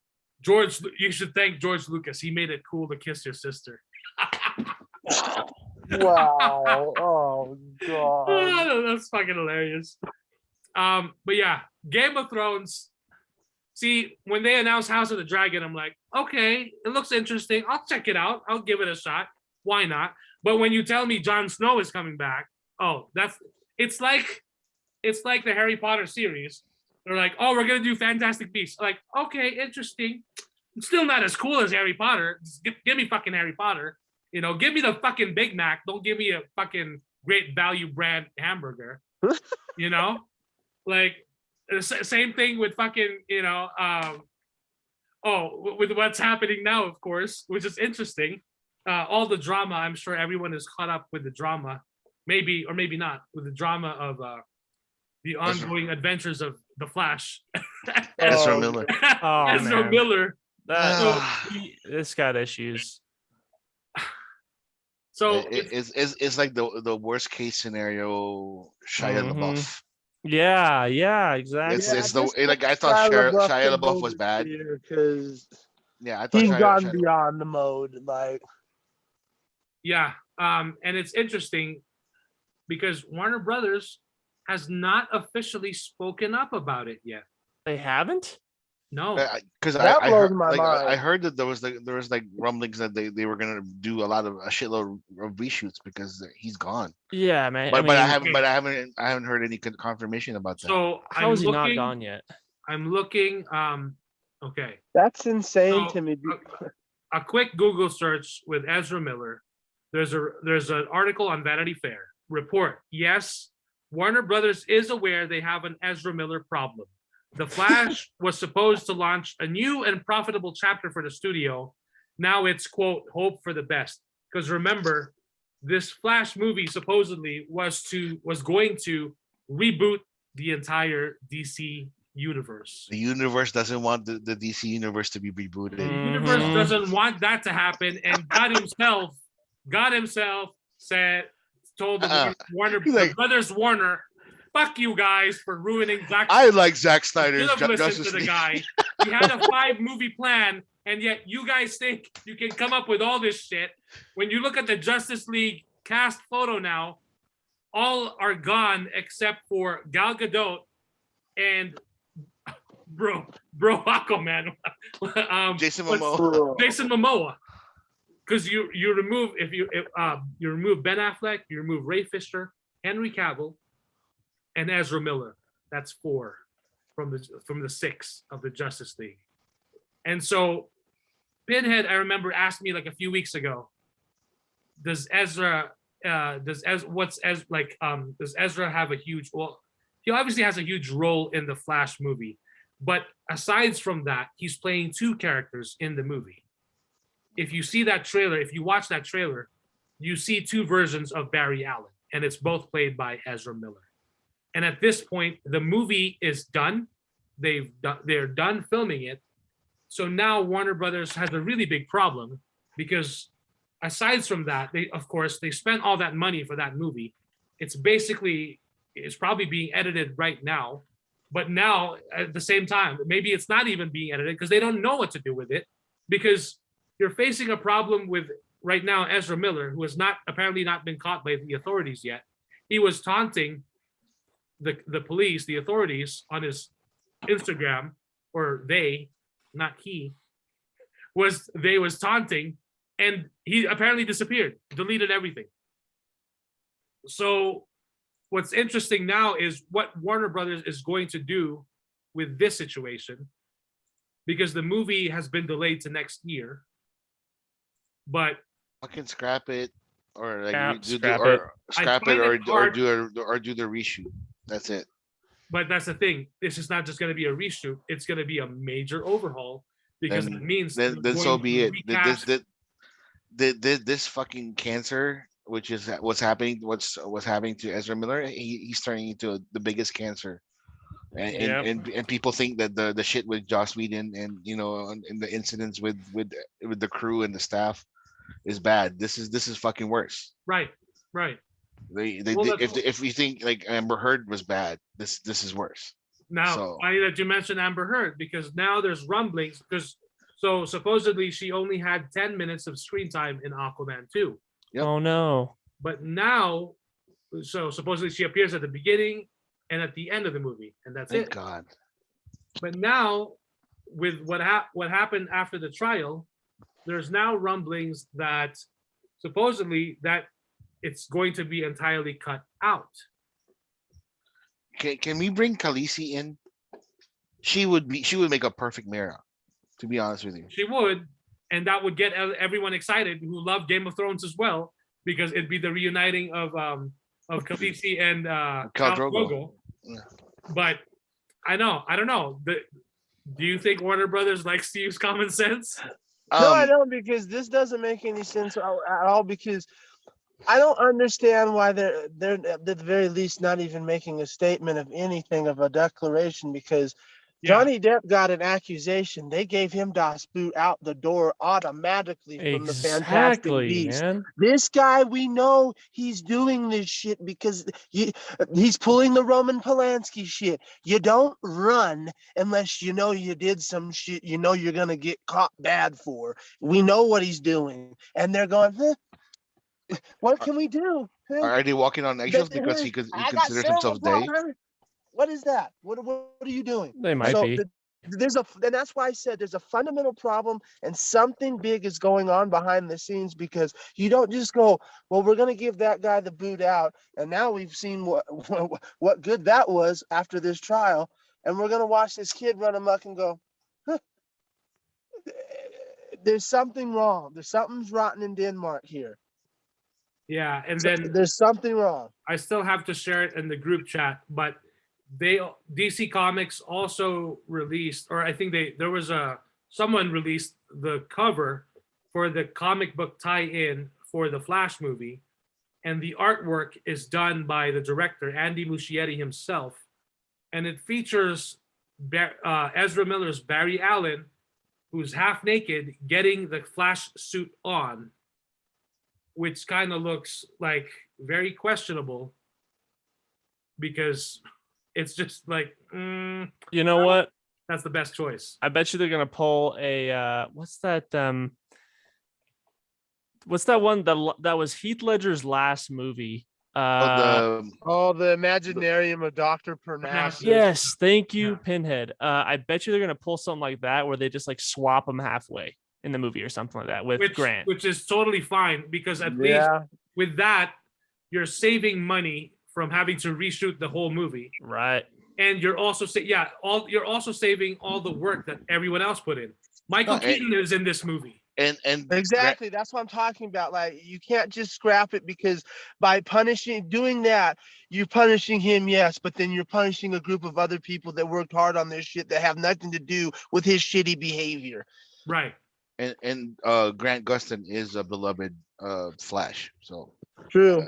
There's that too. Exactly. I mean, he's again, actually universally liked by everybody, even hardcore comic fans and dare we they're say okay it, with them. the guy has played the Flash for way more time than Ezra Miller has, just for the amount of hours that he's put in on the episodes.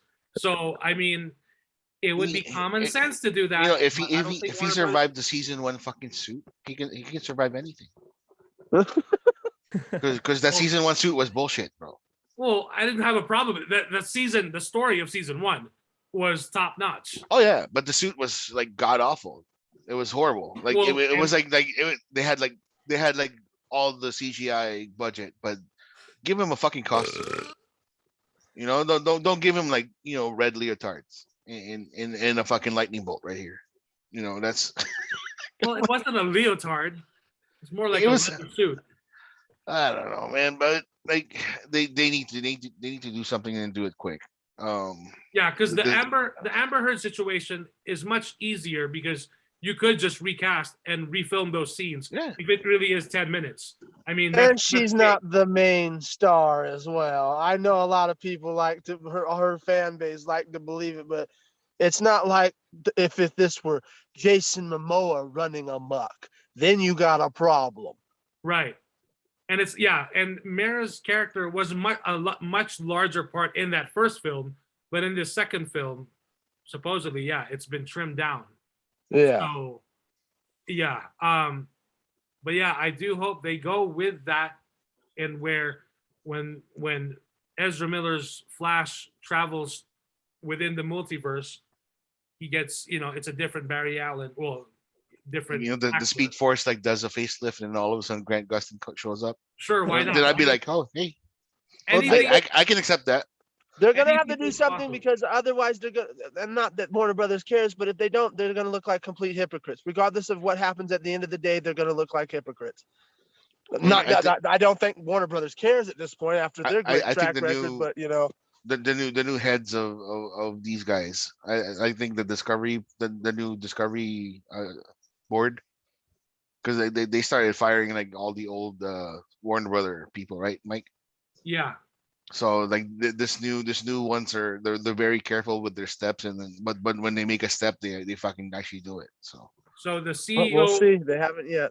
the CEO and president of the newly merged Warner Brothers Discovery, David Zaslav, originally wished for The Flash to act as a foundation for a widening slate of mainstream hits for the studio. Yep. He apparently nixed an adaptation of comic book characters, which I don't think we got to bring it up on the show. Not too long ago, maybe a month ago, they announced that we were going to get a Wonder Twins movie. Yep, With and- with Archie from Riverdale, and I forgot who the other Wonder Twin was going to be. But and anyway, he said no. cut that shit out, which I'm like, yes, please. Can No. we fucking cut the Wonder Twins? Because but- nobody is asking for the Wonder Twins. People are asking for a second Man of Steel movie, But not even the Wonder that, Twins. They won't right? hear that. But at Target, you know what I saw at Target? You know what's at the cereal aisle? I love checking out the cereal aisle, well, because got to get cereal for the kids, and at the same time, I want to see when the next time will be, if ever, if that even happens, when we'll get toys back in cereal boxes again. All we get now is fucking stickers or tattoos, which is cheaper to produce. But fuck that shit. When are we getting cool toys, or something cool in the cereal box again? They're afraid of a Digital choking code hazard, or Mike, whatever. because like kids nowadays are dumb. So I don't know about that. But anyway, there is a Captain Crunch collaboration with DC, which I thought it was interesting because I didn't see an official announcement on it. But right now at Target, they have Captain Crunch DC cereal boxes of 3 characters, which I thought was also interesting because normally when you see any DC merchandise, who's the first character that you think would have merchandise in the store? Batman. Batman. Guess what? With the 3 characters on the cereal box, Batman is nowhere to be found. Batman does not have his own cereal. There's no Batman at all. It's Superman. So I'm like, wow, there's Superman on a cereal box. But no, about a movie. How about a movie? No, fuck Superman with a movie. We'll put him on a cereal box. And there's Supergirl, which, by the way, they share one box. If you flip the box over, it's Supergirl, and on the other box, it's Superman. Which I'm like, I guess because they're cousins, they're related, cool, same color scheme. Okay, you're saving money that way, whatever. And the other character, which should have been Batman, is the Flash, which I think is interesting because now, of course, with Ezra Miller running amok, it's like they jumped the gun on the Flash merchandising, but it's not an official movie. It's a comic book. Flash. The cereal for Superman and Supergirl is Strongberry, and it's shaped like his Kryptonian shield, or her Kryptonian shield as well, which is cool. And the Flash cereal is Cinnamon Bolts, which looks like lightning bolts. But no Batman to be found anywhere, which I thought was because fascinating. Batman doesn't eat breakfast because it's Batman. It doesn't fucking matter. The kids do. The kids want to see Batman on the box. No, Batman don't give a shit. Batman's like, I'm Batman. He doesn't give a shit, but Warner Brothers or DC would slap Batman on everything because when you compare the amount of merchandise out there, there is way more Batman than there is of Superman. But that's no surprise, of course, because Batman sells. Batman is the biggest, the biggest seller of DC. It's just like Spider-Man for Marvel. But of course, with the Avengers and everything, Iron Man has been a big seller as well. And so is Captain America and Thor. And now we're getting, Thor has his 4th movie, which is interesting because he broke the mold. Iron Man only got 3 solo movies. Cap only got 3 solo movies. 2.5. 2.5. Sure. Yeah, sure. Because Civil Wars and Avengers movie. Hawkeye did not get a movie, but he got his own series, kinda. Black Widow got her movie a bit delayed, but hey, she still got her own movie. 10 years later. Yeah. Agent Coulson got his own TV show, and yet somehow the Avengers never found out that he was alive, which I thought was fucking fascinating because he was the reason why the Avengers avenged in the first place. In that first well, then they wouldn't be the Avengers now, would they? Right? Like, I was thinking like, oh, since everyone loved Agent Coulson and now he's alive and coming back in this new show, they're going to find out in Age of Ultron, right? There's going to be a reunion, right? They're going to be like happy to see him because he's still alive. But no, like never happens. Yeah. So interesting. Get clapped. But no one will notice. No one will care about that because everyone loves the Avengers. Plot holes, but nobody cares because it's Marvel. Yeah. So, but anyway, I thought that was interesting. But yes, I still want to see that Flash movie because apart from the Flash being the main character, we're supposed to get Michael Keaton back as Batman. That was a huge draw for that movie. And we're also seeing a brand new iteration of Supergirl. And supposedly we're going to get here we go again. Oh, you guys want Superman, right? You guys want Henry Cavill? Well, cut his fucking head off. We won't pay him. We won't pay him the money to show up on the Shazam set. Fuck that shit. Cut off his fucking head. It's Superman because you see the shield. Oh, you want to see Superman? Oh, we'll give you General fucking Zod. How about that? And Fedora, because she's badass. She can go toe-to-toe with Wonder Woman in a future spin-off movie, but fuck Superman because, you the only reason why superheroes existed in the first place is because of fucking Superman. But fuck Superman. Fuck Man of Steel. Because what is it now? 2022. 2023 will be the 10-year anniversary since Man of Steel has been released. That's And insane. it is fucking insane. That's insane. It is insane. But you know what's not insane? This guy called Zack Snyder, who had a plan from the get-go, but all motherfucking bitch, he doesn't know Superman. He doesn't know Steel. Fuck you guys. Watch the goddamn film. Watch Man of Steel. I dare you to watch the movie and let's discuss every single fucking scene. Let's break it down minute by minute, and I will explain. Superman doesn't kill. Superman doesn't kill. Superman doesn't. But Christopher Reeve lets General Zod fall to his motherfucking death in the Force. There's so much damage. There's so much damage in the world. Like nobody complained. Nobody complained when the Avengers destroyed half of Manhattan. Oh, they saved everyone. Nobody died. Yeah, because all the buildings were empty during a work day, right? And they had shawarma. Oh, and they had shawarma afterwards. So there you go. So everything was nice. Everything was peachy keen at the end of the Avengers. But Man of Steel. Oh my God, destruction born. Oh my God. It's such a double standard, but yeah, I hope for the best. Like I hope that the Warner Brother heads they would make the decision quick and firm and straight. And if they are gonna do the Imaginarium process, I'm all for it. Like that when I saw that movie with Heath Ledger and all that stuff, and then it became the three other actors. I was like, oh yeah, I can see that. Okay, that's fine. Right. And I understood what the movie was all about, and I was like, I had no issues or problems with it. If they did that with Flashpoint, then I'm all for it too. So, but yeah, it's really interesting that Warner Brothers said we're starting new, we're cleaning the slate, we're starting fresh. We're not doing a Snyderverse, but let's get that Momoa bro back here because who cast him? Oh, that's right.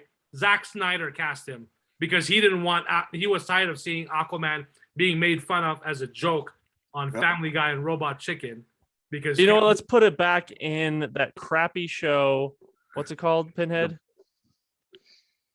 The Boys. No, it's not The Boys. It was in the finale when he's oh my gosh, what's that called? Peacemaker. Peacemaker. Yeah. Hot trash show. That too. Like I was trying to forget it. Yeah, right. How can I forget? Way to go, Jester. Way to fucking traumatize Pinhead again. How can I forget? We got an appearance from Superman in the shadows because Superman's a dark character. We got Wonder Woman, who's also in the dark because Gal Gadot's too fucking expensive. We're fucking Queen Cleopatra now. Well, let's just make Aquaman bang fish again because it's yeah. Let's get Momoa bro and let's get Ezra Miller. Holy shit, dude. Man. Wow. Oh, by the way, in Black Adam, we're going to get Emilia Harcourt, James Gunn's girlfriend from Peacemaker. She's going to appear there in Black Adam as well. Of course. So they're going to connect it. And they're going to, I'm here to talk to you.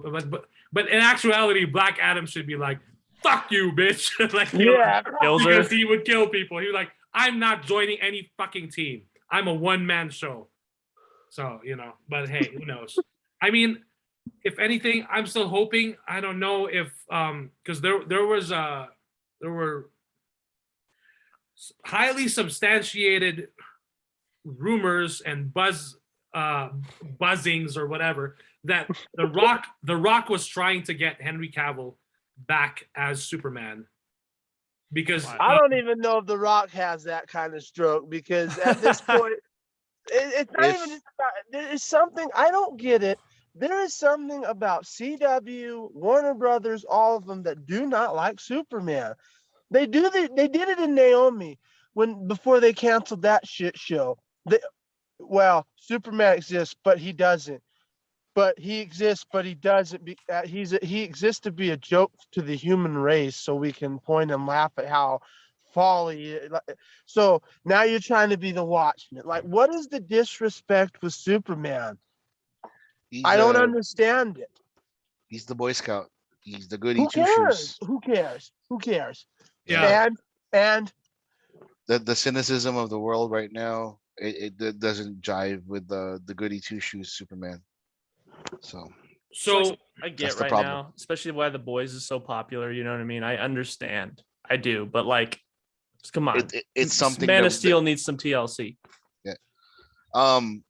this is my little opinion on what Dwayne Johnson was trying to do. He says he wanted a story about Black Adam versus Superman someday, whatever. not gonna It- happen.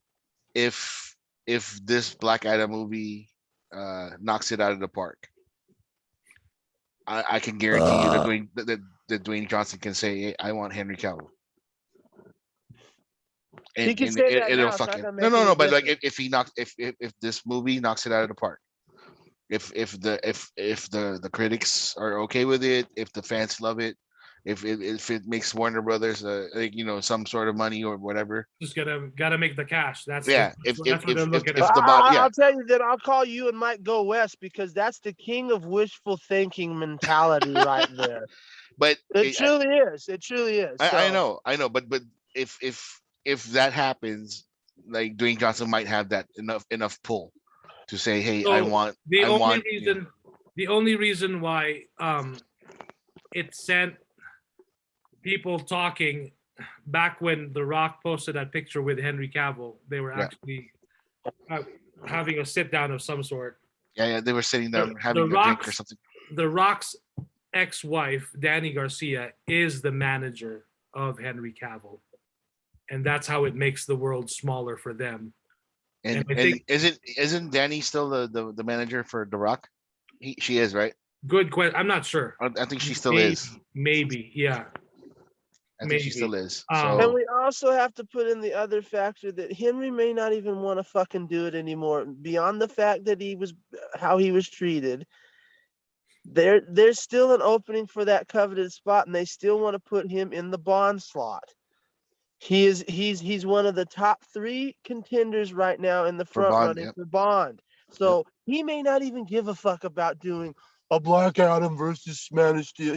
Or another Man of Steel. He may just say, you know what, I've had enough of this shit. Kick rocks. I'll play, Gerald or Geralt or whatever from The Witcher, and I'll go try and do my best to be able to get the Bond slot. Because that may be that may be a better opportunity for his career than sitting on the sidelines waiting and hoping and wishing and praying that someone will get him back in the Superman suit. That's ridiculous. It's nonsense. yeah, because I mean that's the thing. It's not work. Next year will be 10 years since Man of Steel. Yeah, So that's why I said that's that insane. alone- That's that insane. alone. the time that has passed alone without any. I mean, we did get BVS, we did get Justice League, and then we got the Snyder Cut after years of campaigning. Exactly. And yet the fans, everyone still wants to see him back. I mean, it's interesting that Warner Brothers, like up to now, like nothing. It's just radio silence. And going back to Ezra Miller, they should Warner Brothers should at the very least release a statement and saying that, hey, we haven't figured out completely what we're doing with the movie yet, but we're following all the details closely. We're working with it or whatever. we're working with the authorities, etc., etc., etc. That's what blows my mind. That's what I'm talking about, and that's what my point was. They can't. They gave Johnny the boot right after accusations. They won't even give the basic baseline PR response to Ezra's situation, like you just said. Yeah, What you just said was the basic fundamental. They won't even do that. What the fuck is going on over there? They might be afraid of repercussions from the community because Oh, again, fuck that. Because you know what? That's a disgrace, and it's not only is it a disgrace, but it's offensive to do that to that community. So fuck that. No, yeah, that you don't get that card. Because it's not only it's a disgrace and offensive to those victims. It's a disgrace and it's offensive to that community, lumping a cretin like him in with them. No, No. I don't know. Yeah, nothing I- on Instagram. I'm just double checking. I'm just hoping for everything to work out for Warner Brothers. Like they did, they started well by letting go of the fucking people that caused the troubles from years ago. So all of those fuckers are gone. So it is a mountain to a bit of a mountain for them to climb up and be successful again. But hopefully they make the right decisions moving forward. So I wish them well. So Yep. I do too, but they're gonna need as we move on, they're gonna need a fucking Stone Cold Steve Austin type of house cleaner in there that's just willing to put the boot to everybody's gut, stun them, throw them the fuck out, because that's the only way you're gonna clean this mess, and you're just gonna have to have someone, male or female, whatever, to come in there and go, I'm done with this shit. You're all fucking gone. You don't want to follow the rules. You're gone. Das Boot, get the fuck out. Best of luck in your future endeavors. Yep. So we'll see what happens. I mean, Yeah. I am curious to see what happens. It's really odd that nothing, radio silence, like it's not even happening. Like, come on. Alrighty. So moving on to the boys. Are we all caught up on episode 5? Yeah. I'm not, but it doesn't matter to me. Like, I watched half of the 5th episode, so Okay. that's good enough for we can discuss Okay. it. So Cool. So episode 5, which I thought was interesting because they were marketing it as hashtag the boys musical. So I was like, oh shit, a whole musical episode? Fuck, we're gonna see Homelander sing. We're gonna see everyone sing. I mean, we know Starlight can sing. We're gonna see Billy Butcher sing cunt. Like, yeah. but no, it turns out it's not the boys musical. They had a musical number and that's it, which I thought was like, okay, that's cool. I liked it, but like, don't market it as the boys musical when it's not. You know what I mean? Like, Yeah, because if that's the case, the second episode would be considered a musical, because there was a musical song in the second episode. Right. Right. So really interesting, but with Starburst or whatever the fuck her name was. Yeah. Chimps Don't Cry is the name. Chimps Don't Cry. Chimps Don't Cry. Oh. Which, by the way, episode 5, if you haven't been reading the descriptions, I will read episode 5 description for you. The title of the episode 5 is The Last Time to Look on This World of Lies. The description is, did you know chimpanzees are an endangered species largely because of human activity? But you can help by supporting construction costs for Crimson Countess's Chimp Country. This beautiful refuge for chimpanzees will feature a banana plantation, 4 daily stunt shows, and a petting zoo. And when you donate, you'll be entered to win a private video chat with Crimson Countess. Donate today. By the way, from what's his name? Captain oh my Seth God. Rogen. It was Seth Rogen's character, Captain Jerkoff or whatever. Yes, we finally got a cap. Well, did we get a cameo from Seth Rogen before? No. This is the first one. No, that's not true. No, he was a cameo when he was talking about a movie he was making, or he was talking about the superhero movie thing. Like, it's in the first season, I think. Oh, was it? Okay. Yeah. Okay. Yeah. I remember. I distinctly remember. I was like, "Wow, isn't that the same guy?" And so now he's just beating off to Countess or whatever, and I'm like, yes. okay. So his alias is Sir Comes a Lot. Yeah, Sir Comes a Lot. There you go. Which I thought was fucking hilarious because their version of OnlyFans, he was, if you look at the meter, he was paying $20 a fucking minute. $20 a minute. So he tweeted, Seth Rogen tweeted, just to clarify, in The Boys cinematic universe, Seth Rogen is an actor who stars in films with Black Noir. And that actor also goes by the alias Sir Comes a Lot 779.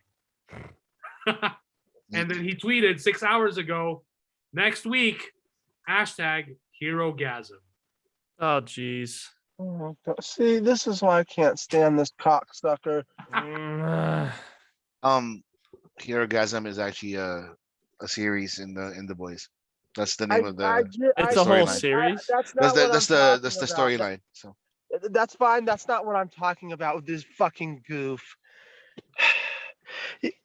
Never, just go ahead because it's gonna be a rant, and I don't want to go down that road. That's not what I'm talking about. I'm not talking about the character. I'm talking about this fucking goofball. I can't stand this cocksucker.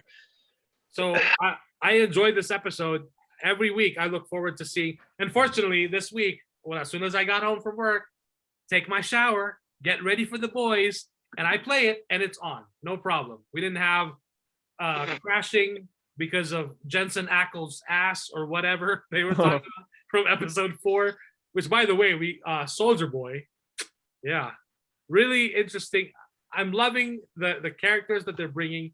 And just the stakes that are happening and the story overall, it's just great. It's great.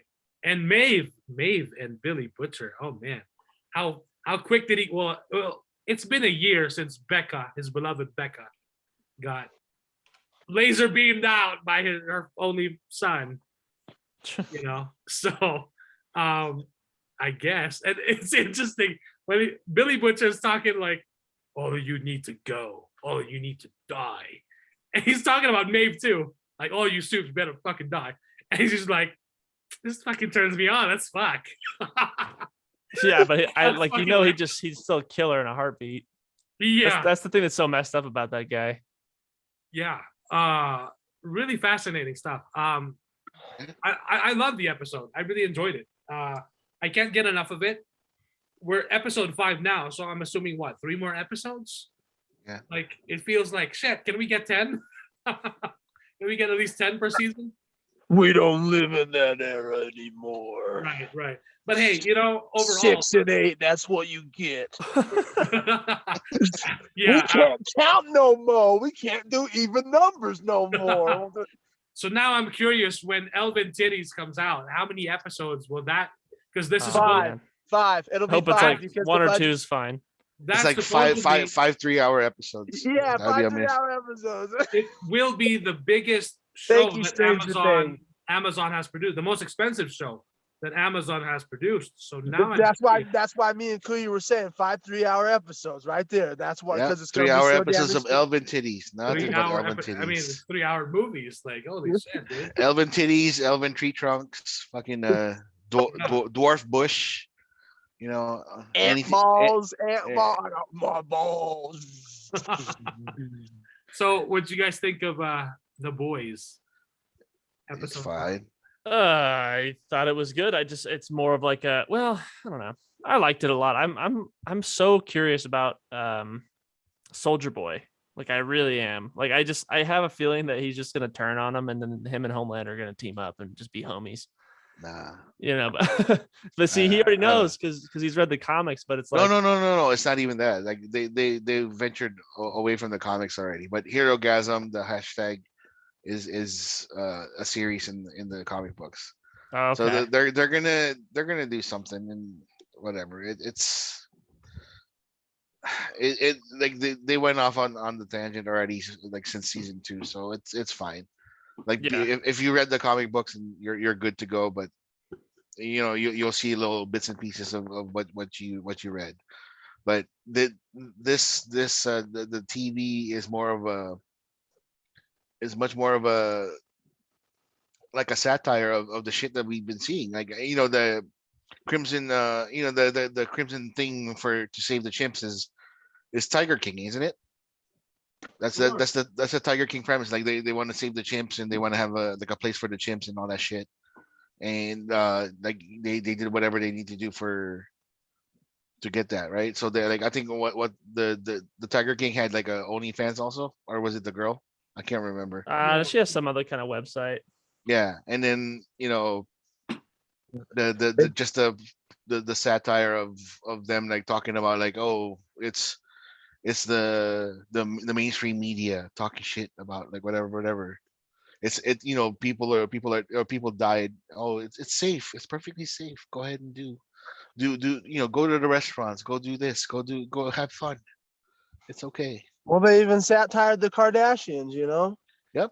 Because they satired the Kendall Jenner Pepsi commercial. Yep. Yes, yeah. That was the best part, man. I mean, Yeah. I'm I sorry. love that shit because yes, it was a Black Lives Matter call out, but it was also a mockery of white yuppie liberals who don't know what Mhm. the fuck they're talking about. Yep. And that's what that Kendall Jenner Pepsi, that out of touch Kendall Jenner Pepsi commercial. And So that fake it apology was from Blue Hawk beautiful. was Oh fun. yeah, that one too. Yes, Yeah. that was pretty intense because A Train is trying to do right by his older brother, right? Older brother. Yeah. Mhm. Telling him like Yeah. Blue Hawk is targeting a lot of black people in the community, and then A Train doesn't believe it, of course, until like he finally gets a sit down, and he gets a talking to, and then he tries to fix it, you know, when Blue Hawk walks in with cameras, and his brother's like, "What are you doing?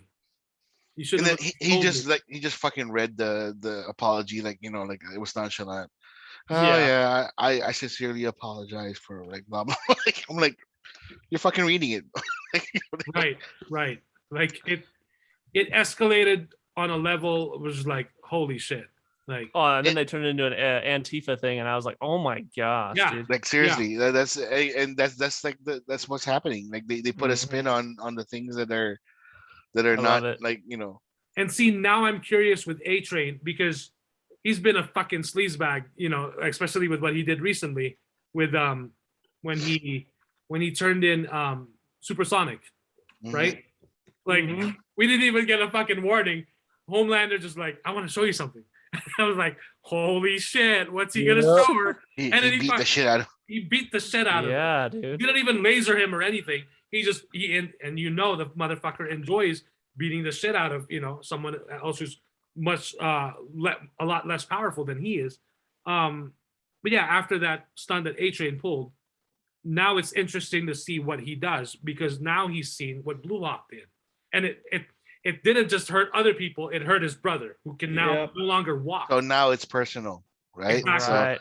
So Exactly. now the privilege that he had with the seven, like, you know, that he didn't care about the what's happening in the community. Like now it's more personal. Like, he's like, okay, so And is it'll also, he gonna risk using his powers and have a yeah, heart that's what attack? I'm gonna say. It's gonna be an interesting way how he has to go about handling it. Because what are you gonna risk using your powers to get vengeance? You can possibly not even get it because your heart might explode. Right. But So you may die before you even. So I'm interested to see where they take that point as well, because he may come up with some clever shit, yeah, or he may just say fuck it, and they may just let him go and they may let him go and fucking do some bullshit, and then his heart gives out. Who knows? We don't know yet. Right. And I like the alliance that Starlight was trying to form with Maeve and with Supersonic, rest in peace now. And Yeah. with suppose it was I mean, A Train could have been an ally, but who knows now if he's just gonna go about it on his own or if he's gonna actually backtrack with Starlight and tell her like, hey, Starlight at this point is pissed off at him because you remember Yeah, I was gonna say, would she even want him to she look cussed like? him out. right, Yeah, right. she's like, get him the fuck out. Like, no, I don't even think she I don't wanted know. him in the group at this point. I could see him getting Maeve back and then that kind of like earning his trust again. I could see him doing something like that. That would make sense. I don't know if he's going to use his powers, but I think he might die this season. I could see him dying this season. So could Right. I, but through using his powers. Yeah. I think he's gonna To do have something, right? To do to. something. Yeah, because he's not. He's to get keys. Yes, they could kill him off through the way he killed Huey's original girlfriend. But I don't say I agree with Jester. He will. I can see him dying, but they're gonna have to make it a substantial death, like close to Red Wedding type substantial death. See. Right. If Because he is if- an important character, whether you like him or hate him, you think he's a scumbag or you think he's doing he's an important character. So to just kill him off for giggles, that'll agitate me. As a writer, that's fucking lazy. So yeah, it would be. I want to see if he does die, it would have to mean something. exactly. Have to sacrifice his life. Maybe for the first time in his life, he'll stand up to Right. Homelander and maybe punch the shit out of him, like hurt Homelander really bad, and then he dies. That would be cool. That would be cool. Now, So if you like- want to get giggles after his death, that's fine. But actually make the death itself mean Yeah, something. yeah. Right. Yeah. Like actually hurt Homelander in front of people, so that, like, you know, everybody be like, oh hey, he's actually fucking, you can hurt him. Yeah, and it drops a big portion of Homelander's ego as well. Yeah. Um, what do you guys think of the new powers that Soldier Boy has? The one that kind of cancels out abilities and stuff. That the little Well, Care Bear stare. it's interesting because his power basically, like they were talking about a weapon that killed Soldier Boy, but it's Yeah. not a weapon. He is the weapon. Yeah. So all the and it's interesting that Crimson Countess knew that he was there. He was taken away. Knew that the Russians took him and were experimenting on him. But it's tragic because he was waiting for her to save him all that time because he loved her. But then she also tells him, "I never loved you." So it was like, oh shit, this is. No, but what do you guys think of the powers? Because as far as we're concerned, Kimiko doesn't have powers anymore. Yeah, no, Well, that's interesting. I'm happy for Kimiko. She can live a normal life now. I mean, that's what she wanted. That's why they did the montage, yeah, because it's Yeah. like they can go to Marseille and Right. have some fun and do whatever. But I guess apparently Frenchie got kidnapped by, Yeah, by dude. Nina. So Yep. Yeah, I don't know. I like how Soldier Boy, it seems like, was the Homelander of the past. Like everybody hated him. He was a douchebag, and he was nobody could really stop him, kind of thing. So I don't know. I think it's kind of cool how there's like this older generation of superheroes that also hated his guts. We met what's his name, like the wannabe Stan Lee. The legend. The legend. Paul Yeah, Reiser. so, like, Paul Reiser. That was excellent. I liked all that tie-in stuff.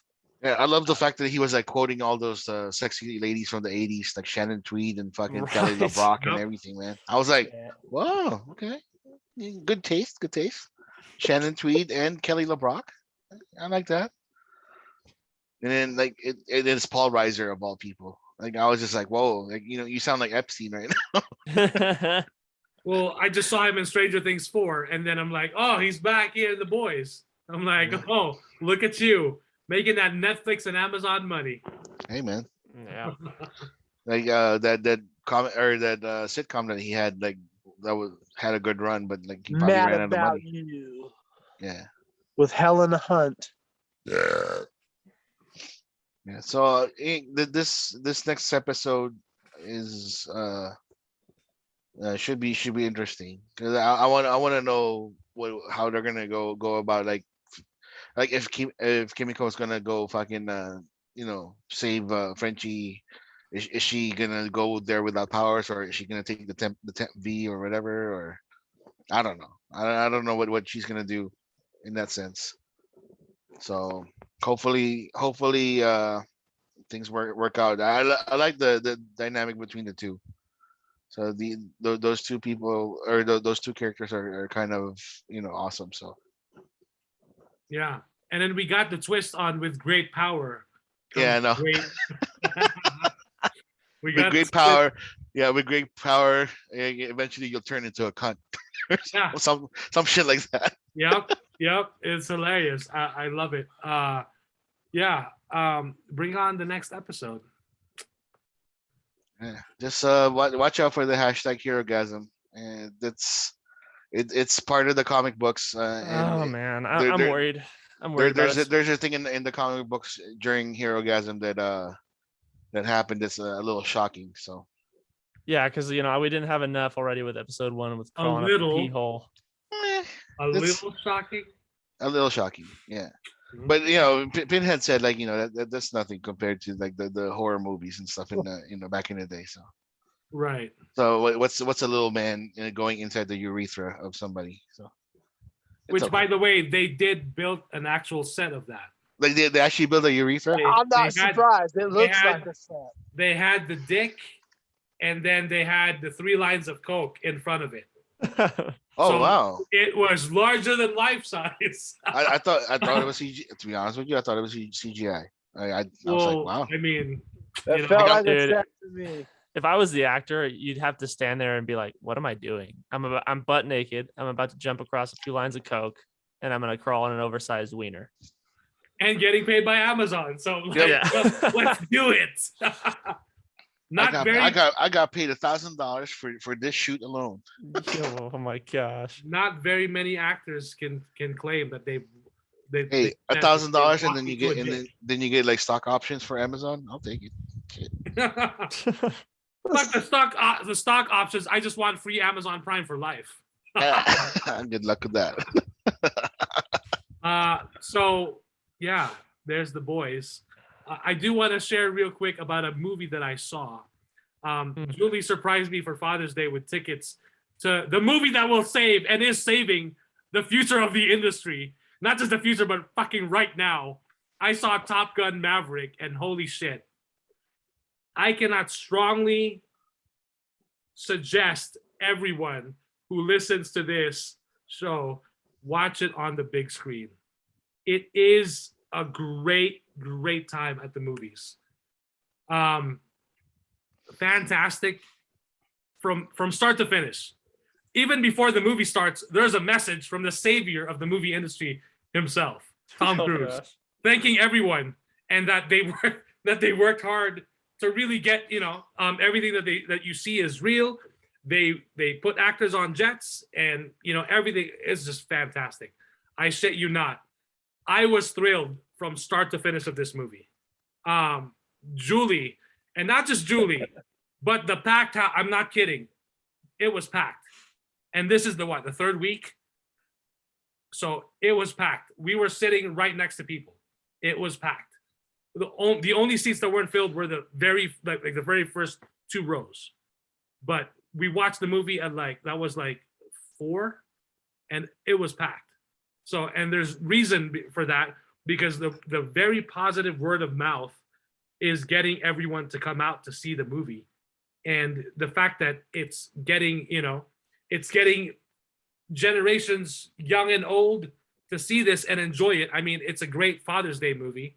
That's for sure. It's a great movie overall. Did they play the same theme song? Yes. Really? Yes. It Nice. is glorious. And you know what? You know what?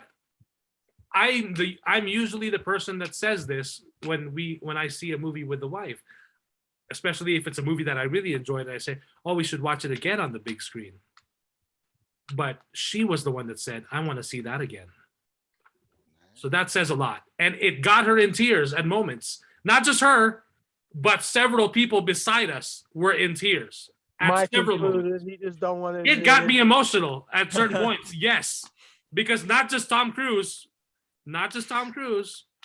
fucking Miles Teller. I'm telling you, the teller is fucking genius, and so is Tom Cruise, because the cast that he has is great. Everything in this is fantastic. I'm actually glad that this movie happened, because a lot of people are finally recognizing how beautiful Jennifer Connelly is. Oh yes. Jesus Christ. I've never seen so many simps in my life on Twitter saying, where is this, how come we haven't heard anything about Jennifer Connelly? Like what kind of movies was she in? And like, bitch, you guys don't even know who Jennifer Where have you Connelly guys been? Yeah, dude, that's not news to anybody that has half a brain. I know. That may be for kids, but that's not news, Kuya. It's I not know. news at all. I was surprised. Like, a lot of people are like, "Oh my god, like Jennifer Connelly's hot." I'm like, "Yeah, I've known this since the '80s." Kids. That's not news to anybody else. Yeah. So again, my highest recommendation, Top Gun Maverick. It is worth seeing on the big screen. Go So, on a matinee. Top Gun Maverick, Mike, or Man of Steel? Which one is better? Of course, Man of Oh, Steel. come Okay. on, Of course, stop Man of it. Steel. All right. But right now, I'm just making sure. I'm just making sure. as far as 2022, my top film is The Batman, and Top Gun Maverick is number 2. Okay. I enjoyed it so much that I told Julie, if we're gonna see it again, we need to see it on IMAX, because I want to feel the floor rumble when the jet is taking off. And then she was okay with it. Huh? She was okay with spending the IMAX money on it. She'd be okay with it. Okay, cool. Because she loved the movie, and I told her, you're only gonna get an even better experience, or even the DFX, the Dolby Atmos version of the movie. Why not? So now Top Gun Maverick is actually, I've been mistaken. It's not. It's in its third week. It's in its fourth weekend. So So out for a month, huh? Gitesh at Gitesh Pandya tweeted, "Is it normal for hashtag Top Gun Maverick to do 40 million plus on its fourth weekend? Hell no. Only 3 movies in box office history have ever done this. Number 1, Avatar, 50.3 million. That was the fourth weekend, 2009. And granted, that was most people that were watching that was in 3D, so there was an upcharge for the tickets. 50.3 million Avatar. Number 2, Star Wars: The Force Awakens, 42.4 million in its fourth weekend. Yep. Number 3, Black Panther, 40.8 million in its fourth weekend. So right now, Top Gun Maverick in its fourth weekend at 44 million. I'm surprised the Titanic is not in that list, which is kind of crazy. Yeah. Like Now Titanic I'm was a curious. like in, was it 90? What year was Titanic? 99 1997. or was that 97? Yes. That was a huge year for Titanic. Like I remember, like, what, 2-3 months in, and Titanic was still number 1 or something like that. So I It's think crazy. with Titanic, if I look it up, I'm sure it did well on the fourth weekend, but not to that amount. Not that level. Okay. But it had legs in the sense that it was playing for several months. Yeah. So that's why I think it hit that. But yeah, after Black Panther, or so now Top Gun Maverick is number 2 in the biggest fourth weekends of all time. After Black Panther is Avengers, 36.7 million. Spider-Man No Way Home at 32 million. Avengers Endgame at 30 million. Avengers Infinity War at 29 million. So right now, I can tell you, I can confirm this shit. Martin Scorsese himself is fucking having a ball because Top Gun Maverick, a non-Marvel comic book movie, has Cinema. Cinema beat Marvel. Cinema has beat those pesky comic book movies that the kids love. Hey Francis, we won! We won, Coppola, we won! But yeah, Francis don't care. He's drinking his wine. No, he was part of that group too. So, but yes, again, I cannot keep praising the movie. It is absolutely fan-fucking-tastic, and I loved it, and it was just such a joy and a treat. And you can really see it pays off. Basically, I mean, the fact that he put those actors in those jets, you're seeing real, not just acting anymore, but real emotions and real, like, fucking skin moving and faces moving when they're pulling the G's and they're going as fast as, as they can. So really fantastic stuff. I actually do want to see it again, just talking about it.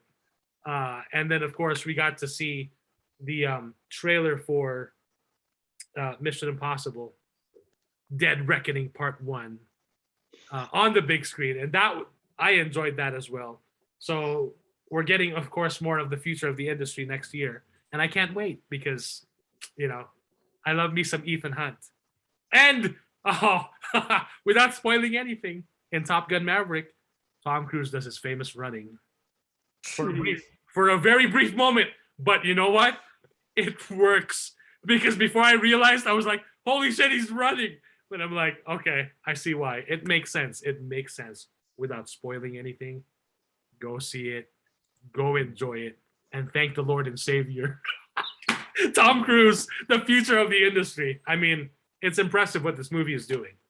So that's all I'm saying.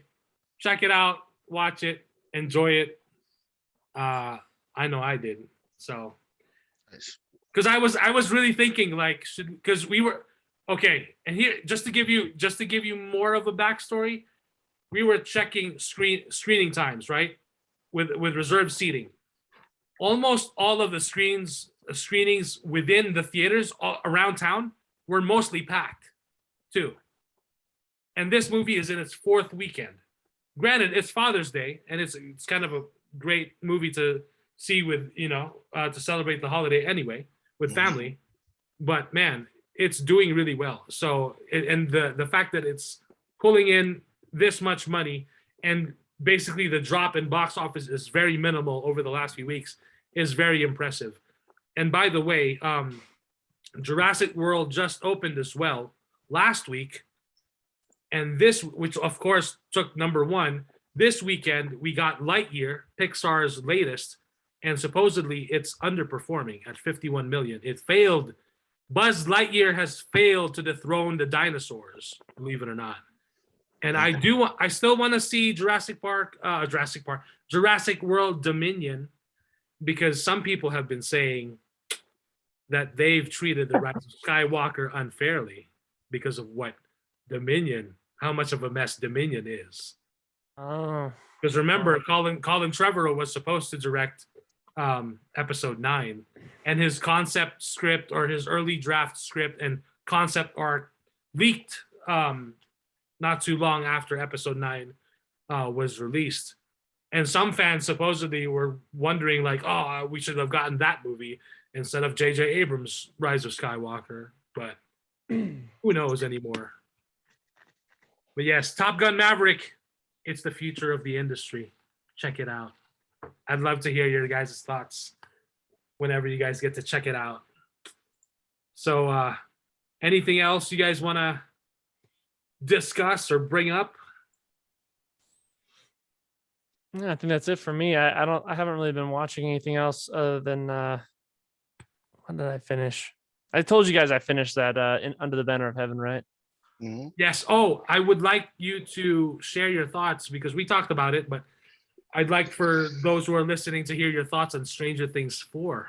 Oh, that's right. I caught up so fast. Man, that was that was the best season that they've done so far. Like, I thought it was so good. I was able to, like, I figured out what they were doing, like, right before they did the big reveal. So, like, it didn't, I didn't figure it out way in advance. So I liked that. Yeah, man, I was impressed. I liked the horror aspect to it. They actually went back to horror-y. And I know it's not like horror, but, like, it scared the average kid probably watching it. So I liked that. I love the storytelling, and I am spoiled on those long episodes packed with so much story. I am very spoiled. I am very spoiled with that, and I cannot wait for. Is it 2 episodes? We get 2 more episodes, right? They're 2 like 2 episodes, hours long. but the 8th episode is supposedly an hour and a half. And Yeah, one of them's And like the 2 next hours, one's right? like 40 hours long, right? Yeah. Episode 9 will be 2.5 hours.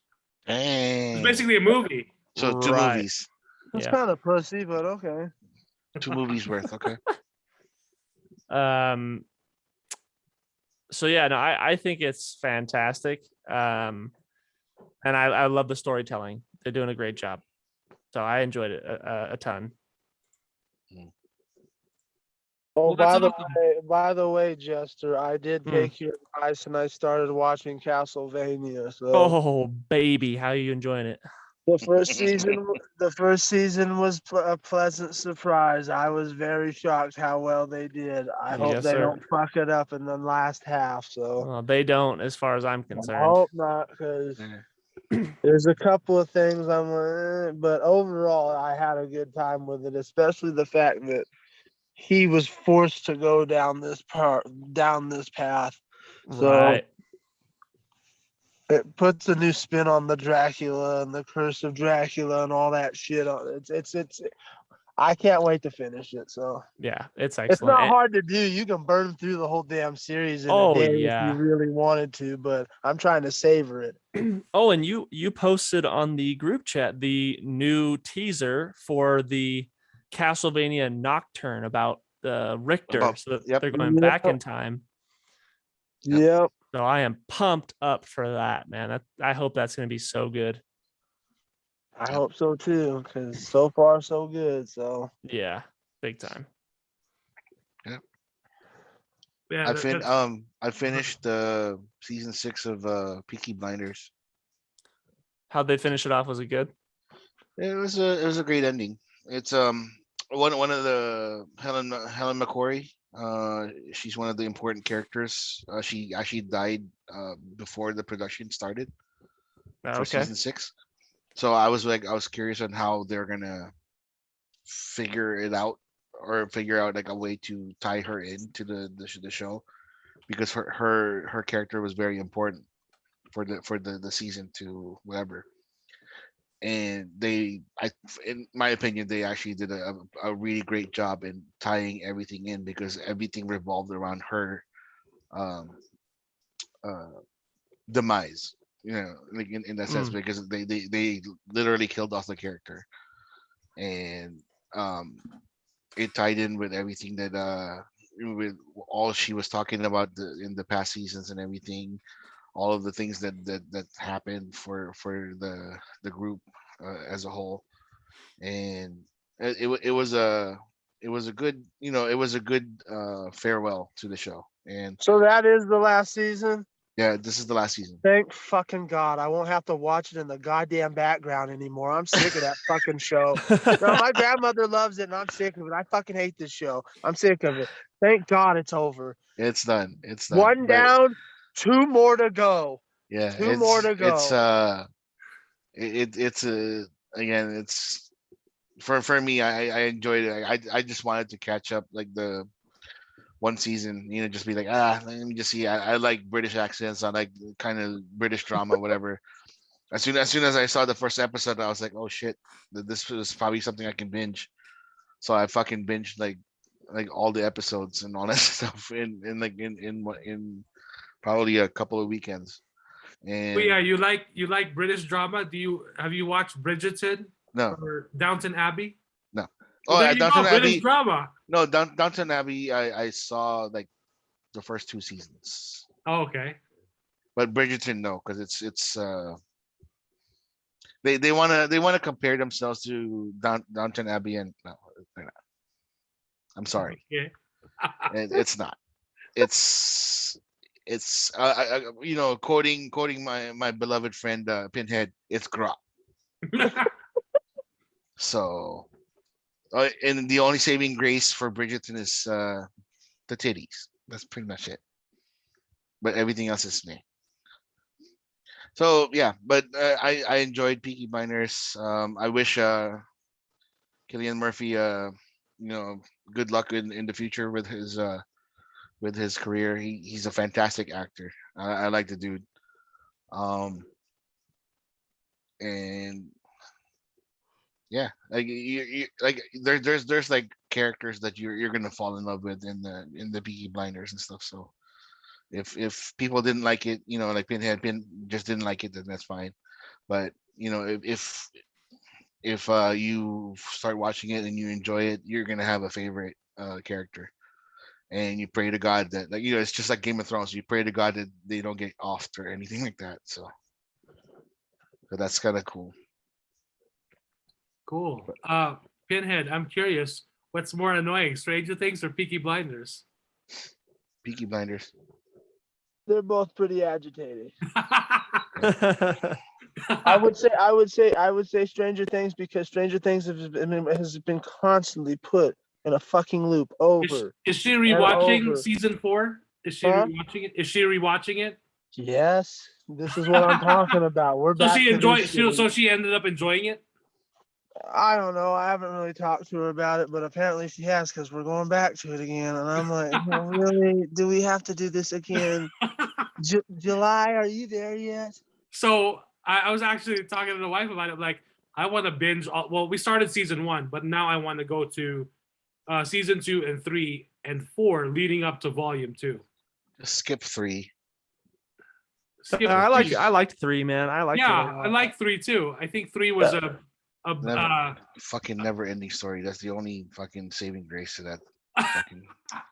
Oh Well, my I think gosh, That was I the hate worst that part movie. about the season, actually. I was just about to say the same That thing. was dude. the I very hated worst Never part Ending of the Story. season. I like the song. Like, that season I was like the way song better because than I like the song because I like the movie. you didn't So, like Dusty Bun if singing. you guys, I if you like guys the didn't movie like too, but Falcor that and scene was, Atreyu, then I you guys love the can fuck movie too, yourselves. but that No, scene was it's fine. fucking No. annoying. Like, It was hearing- unnecessary. That was the worst part of the season. Well, it's just like the movie, The Never Ending Story. I mean, my wife was like, "Oh, I want to watch that. And I'm like, no, you don't. It really is the never ending story. It's boring. Yep. And then like when people watch it, they're like, "What the fuck is this movie?" It's a movie. remember, It's like the Seinfeld of movies. It's about nothing. Yeah. Yeah, that's so true, dude. Yes. But I remember it was actually for me. I can't remember what age I was when I saw the Never Ending Story, but I remember it was one of those movies that felt darker than the others that I've seen. Yeah, you're probably like 7 or 8. When you saw it. Probably, because like yeah, I remember that. It was I pretty remember- intense. I think I saw the second one first before I saw the Oh, first really? one. Yeah, because of what's his name was in it, Sequest, Sequest. Okay. and he Oh, was Ro- huge at the time. Okay, gotcha. I killed myself. Whatever. I always his name- describe that Landis. movie. I always describe that movie as the movie that, like, if you have laundry that you've been putting off for like weeks, it's the movie that you put on to do it because it's so boring. You'd rather just do laundry. So, But it's a speaking of, classic. there's a brand new trailer. This was released a few weeks ago, and Willow. no, Willow. Oh God! I thought the no. Willow trailer was fantastic and entertaining. That got me excited and curious to show the first movie to Julie, which we By the haven't way, seen yet. Mike, Huh? what'd you think about Leprechaun in the Hood? The lep rap, huh? The leprechaun.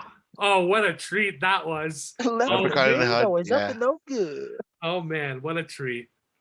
I was gonna say they released, so there's Gotham Knights, the TV show, coming to the CW next year. And when we first heard about this show, they're saying like, oh, and I'm like, it sounds a lot like Titans. It really does. And I'm like, why are you making a show about that when we have a show on Titans? We have a show on HBO Max called Titans, which started out okay and gotten really good and entertaining for me. And I still have to catch up. But so far, I was impressed with what I saw over the last few seasons. But when I saw the trailer for Gotham Knights, holy shit. It is Titans. I don't even know if No. I'll be able to defend this one. I'll go with Titans any day. This looks like shit. It really does. Batman is dead. And I was thinking his son, that's Damian Wayne, right? It's Damian Wayne. It's not. It's not Damian Wayne. Was it Jordan? Jordan Wayne? I have Like Tom Jonathan Wayne. Kent? I have Yeah. no clue. Huh? Like the Wayne Knight. I have no clue because on the cast there is no character named Damian Wayne. And then what's the cast names? Turner Hayes, I think, is Bruce Wayne's son, or supposedly. I'm not seeing any Wayne here. There's Harper Row, Cullen Row, so there's siblings. There's Duella, who is supposed to be Duella Dent, the daughter of Harvey Two-Face Dent. God. By the way, Two-Face will be here, played by Misha Collins from Supernatural, if I'm not mistaken. Wait, but the name of the daughter is Duella? Well, yeah, that's the character, Duella. Duela. Duella. So forget Cruella. I'm Duella, bitch. Because, I'm duality. You're so fucking lazy. Carrie Kelly is here. But, the Carrie Kelly's How? Robin, little Robin, the Batman, who's now dead. How, Sway? How? Stephanie Brown as well. I think Stephanie Brown is a Robin. At this point, everybody's a fucking Robin. It's actually should not be called Gotham Knights. It should be The called Bat Family. And I thought at some point in the trailer, we're gonna see these characters in costume, right? Because it's based on the fucking Batman comics. No, I'm like, what the hell is this shit? What's that? Is it like the Goonies or something like that? The fuck? They're wearing cardigans I don't and fucking cargo know. pants. And the bat cowl. They showed a shot of the bat cowl, and it looks like a 3D, like someone 3D printed the bat cowl. And I'm not kidding. I thought the bat suit in fucking Gotham, the Gotham series, was terrible. Wait till you see the bat cowl in this trailer. Holy fucking shit. Which dollar store did they rip it off from? They didn't even buy it from the dollar store. Holy fucking A, dude. I am telling you, it looks so bad. I actually want to see it. I want to see it just to report on how bad the show is. I I'm don't gonna do even it. know. It's gonna probably do going to be the cosmic sins of TV. You know, Jesus. I don't even Well- know if I'll be able to defend this one. And I watched Batwoman and fucking Naomi. So See, at least Batwoman, you could see the money on the costume, the stunts, the fucking Batmobile when they had it there. In the Batcave, which looked like bargain bin Batcave, but hey, it still was a fucking Batcave. I don't. we would take what we can get, you know. Oh, dude, it looks fucking terrible. Like who just and then they just didn't get a pilot. They got a green light on the series. Ooh, So I'm it just must be good then. that's what's boggling my mind. And that's why I want to do the due diligence of watching this show when it premieres and report. Maybe I should do a fucking live reaction. But also, as I was talking to you about, a game developer did let the tea spill that this is going to be a lot like that Foundation show or whatever the fuck it was back in the day on Sci-Fi, that this game that's coming out with it will tie into the series as well. See, that's interesting because in the game, we're getting, yes, Batman is dead, and then the Knights, basically Batgirl, Nightwing, Red Hood, and Robin Red Robin. actually take over. And And that's what I'm saying. That's what's know. blowing my mind is like, so how does you know Duella and Bargain Bin Tim Drake and Robert Cop instead of RoboCop? How do all these guys fit into this? Because he swears by it that this is going to tie into the television show and it's going to be a huge event. I'm Yeah. like, okay. So I'm looking up Duella Dent because I'm not very familiar with her character. I'm now. Duella Dent is a fictional character in the DC universe. She is a former member of the Suicide Squad, the Teen Titans, and its counterpart, Titans East. Oh, her dad was the Jokester, so not Two-Face. So didn't you say the Joker's daughter is supposed to be in here too? Maybe that's the jokester. I think so. Yeah. See, Yeah. this is really confusing. Because in the trailer they mention like something like, "Oh, you're the Joker's daughter" or something like that. Or maybe they decided to scrap the whole idea to begin with, and they know that both the game and the show are going to be absolute fucking dog shit. So they're just fucking with everybody now. Yeah. So it says here, who is Duella Dent's father? The Jokester. In Countdown presents the search for Ray Palmer. Crime Society. It is revealed that Earth 3's heroic version of the Joker, the Jokester, is the father of Duella Dent, and that her mother was Evelyn Dent, Three-Face, the Earth 3 version of Two-Face. So this from the comics, it's an alternate Earth. From the comics, it's an alternate Earth. So it's one face, two face, and then her pussy. Three-Face. Three-Face. Three-Face. Okay. Man, oh wow. You know. Wow. Yeah. They're pulling shit out of their ass here. Like, it's just, Not only that, they're pulling shit. Like, what's next? The long lost nephew of Scarecrow, it's a haystack. Like, what? I don't know, man. This is why I'm so glad I quit reading comic books, because this is insanity. yep. Okay. Yep. It's if you think Star Trek was bad, I know. I love that. And I thought wrestling was in dire straits, boy. So they're like right now, comic books are very much in flux just because there's only a handful of successful franchises at the moment because everybody is just like they don't know what to fucking do because all the stories have been written already. DC fans and DC writers and DC in comic book readers, they're tired of the DC having a fucking crisis every year. Yeah. The same goes with Marvel. There's always a big there's always a big baddie that's gonna fucking whatever. Yeah, there's whatever. always a civil war or a Okay, secret so here we go. invasion. I found something. Here we go. Mhm. All right.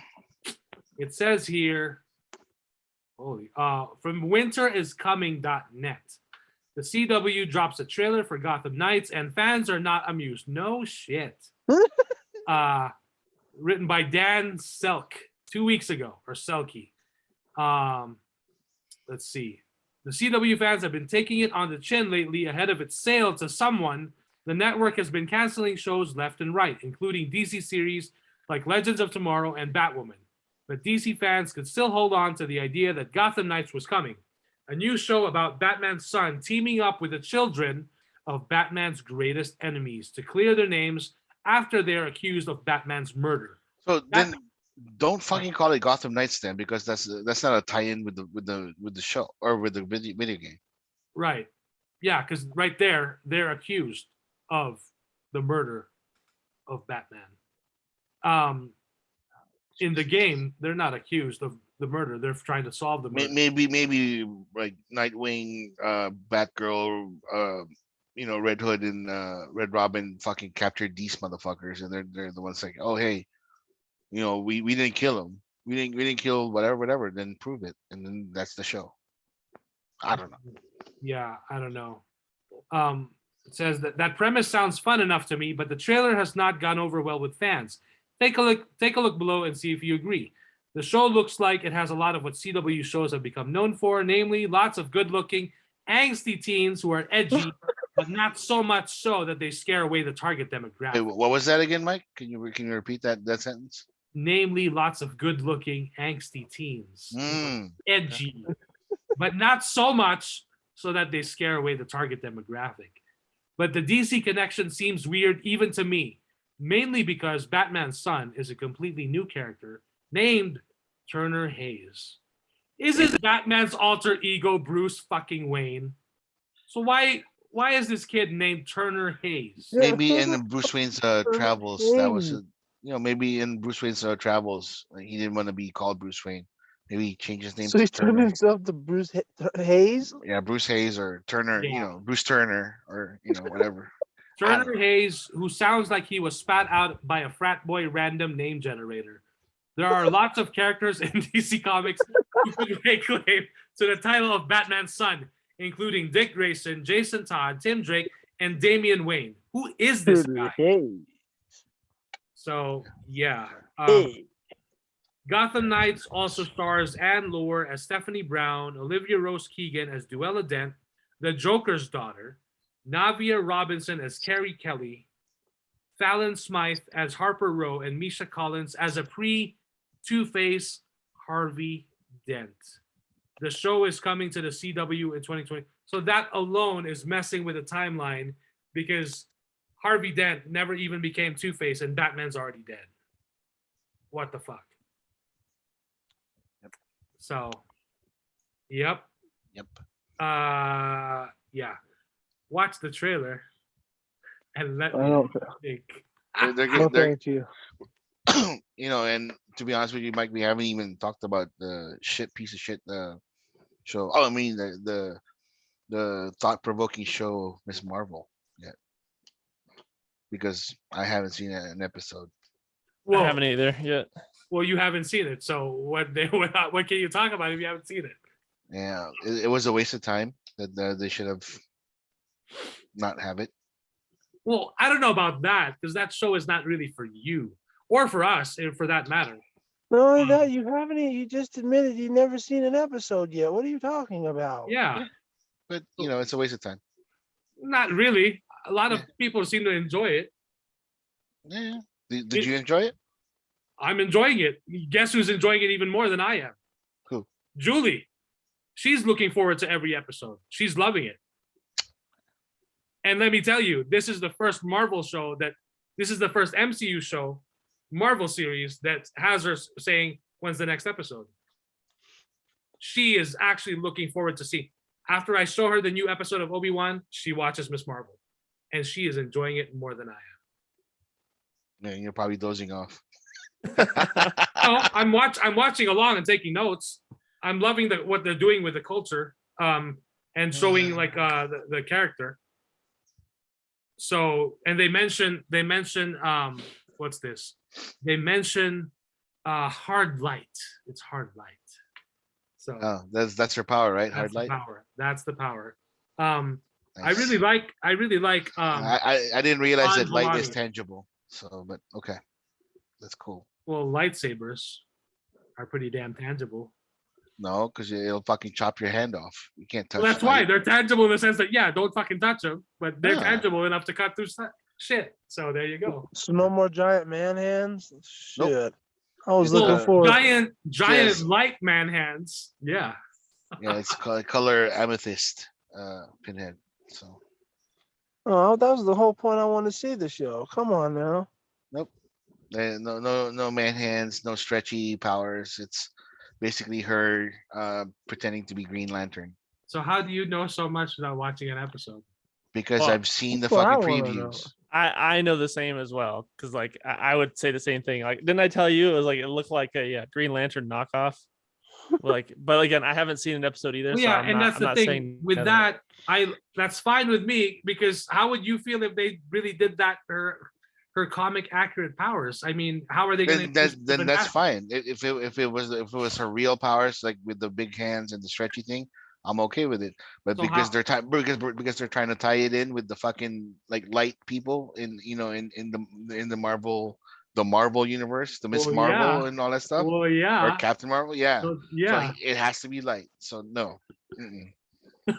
That's like retconning somebody's powers because you want to tie it in with a piece of shit movie is not a good thing. I'm sorry. Well, but that's the thing Yeah. though. If they went with that direction, how will they introduce Mr. Fantastic? What is Mr. Fantastic going to mean? He doesn't need fucking superpowers. He's a genius. He can fucking invent shit Okay, to be but himself. I'm talking about Mr. Fantastic, who is fantastic because aside from being really smart, he can do fantastic things by stretching and expanding his hands, his legs, his neck, his dick if he wants to. I mean, that's his powers. There's no. Are you really telling me that when they introduce Mr. Fantastic in the MCU, that they're not gonna have him have powers? He can be smart, Come- and I'll be But that's not perfectly the fine argument. with That's not the discussion. I'm asking you: are you really telling me when they introduce the Fantastic? It's like telling me when they introduce Wolverine in the MCU, he's not gonna have claws or adamantium. because that's not his powers. No, it's not. But it becomes part of. It becomes part of his. Yeah, It becomes part of his. No, because his powers is healing factor, and the bone claws are part of Yes. his. Yes. If he correct. doesn't have the bone claws and adamantium, he would still be Wolverine because he can still heal. And based on his aggressive nature, he can still be Wolverine. Okay, but when they introduce the character, it's like telling me when Superman is introduced, he can't fly. Because he didn't. Huh? He skipped. What do He you mean? learned how to fly, didn't he? yeah. That's why. But what I'm saying is, So you're telling has me his that powers. Superman at the very beginning was able to fly? No, Mike. Remember your favorite scene in Man of Steel yes, was the flight scene? Like, oh my God, it's the that's best why. scene ever. But he ends up flying, right? Exactly. What I'm saying is, Miss Marvel was created not too long ago, and yes, they are building this in the MCU. So that's why they did alter her powers to connect more with. It Miss wasn't Marvel even an and alter. Superman. They fucking changed it. It's not even. Yes, It's they not did. even. It's not even an alteration. The alteration is like, oh, instead of man hands, we're gonna just make you like stretchy. Yes, Do stretchy things. but knowing you and how beloved the Fantastic Four is for you, Yeah. how would you feel if they already introduced Mr. Fantastic powers with this brand new kid on the block? And I'm okay with it because people can share powers. It's the same. I can understand No, that they because can't. It wouldn't make sense. oh, it wouldn't make sense. Oh, okay. So what's Captain America's powers? Super strength. What, He's what, a what about super what about soldier. Hulk? What's his powers? Yeah. Oh, well, hold on. You're comparing the Hulk and Captain America. Yeah, so Two different they have super powers. strength, but they have He- super strength, don't they? Where did the Hulk get his? But again, power from? I'm not talking about origin. I'm just talking No, about no, no, no, powers. no. I'm just talking about origin. You're not making sense right now. He No, got it you're from not gamma making sense radiation. right now, Mike. You're He not got making it sense. from a bottle. You're- Super you're ta- soldier serum is you're ta- different you're- from gamma rays. You're talking about. I'm talking about powers. I'm not talking about the origin of the powers. I'm talking about the powers itself. Spider-Man can lift a fucking car. Thor can lift a fucking car. Well, of course, Iron Man can lift a fucking car. he can lift the car because he has an Incredible armored Hulk suit. can lift a car. Fucking Okay. Captain America can lift a car. Because why? Super strength. Okay, and that's normal for a lot of heroes to have, right? Okay, so are you telling me that the MCU cannot fucking No, share they cannot. super stretchy things? No, because Why not? Mr. Why? Fantastic will lose his special. Like, what's the point of doing a Fantastic Four origin He's the story? leader of the Fantastic Four with genius Exactly. intellect. He can invent all that shit. He doesn't Exactly. even need to be stretchy. He can stretch whenever he needed to. That's the point of Reed Richards. Right, but it takes away meaning from Mr. Fantastic. if No, they he's did that fantastic in- because he's fucking smart. That's why he is. He's fantastic. Well, yes, but part of that He's is not Mr. Plastic. He's not Mr. Stretchy guy. He's Well, Mr. in the- Fantastic. in the comics would disagree. And that's one of his powers. Well, yeah, that's what I'm saying. But genius intellect, like he's still smart. He can still invent the ultimate nullifier. He can invent the Quinjet. He can invent all the things that can help the Fantastic Four out. He'll course. still be the leader of the team. He will still be the fucking Mr. Fantastic guy. He Right. doesn't need to have the stretchy powers.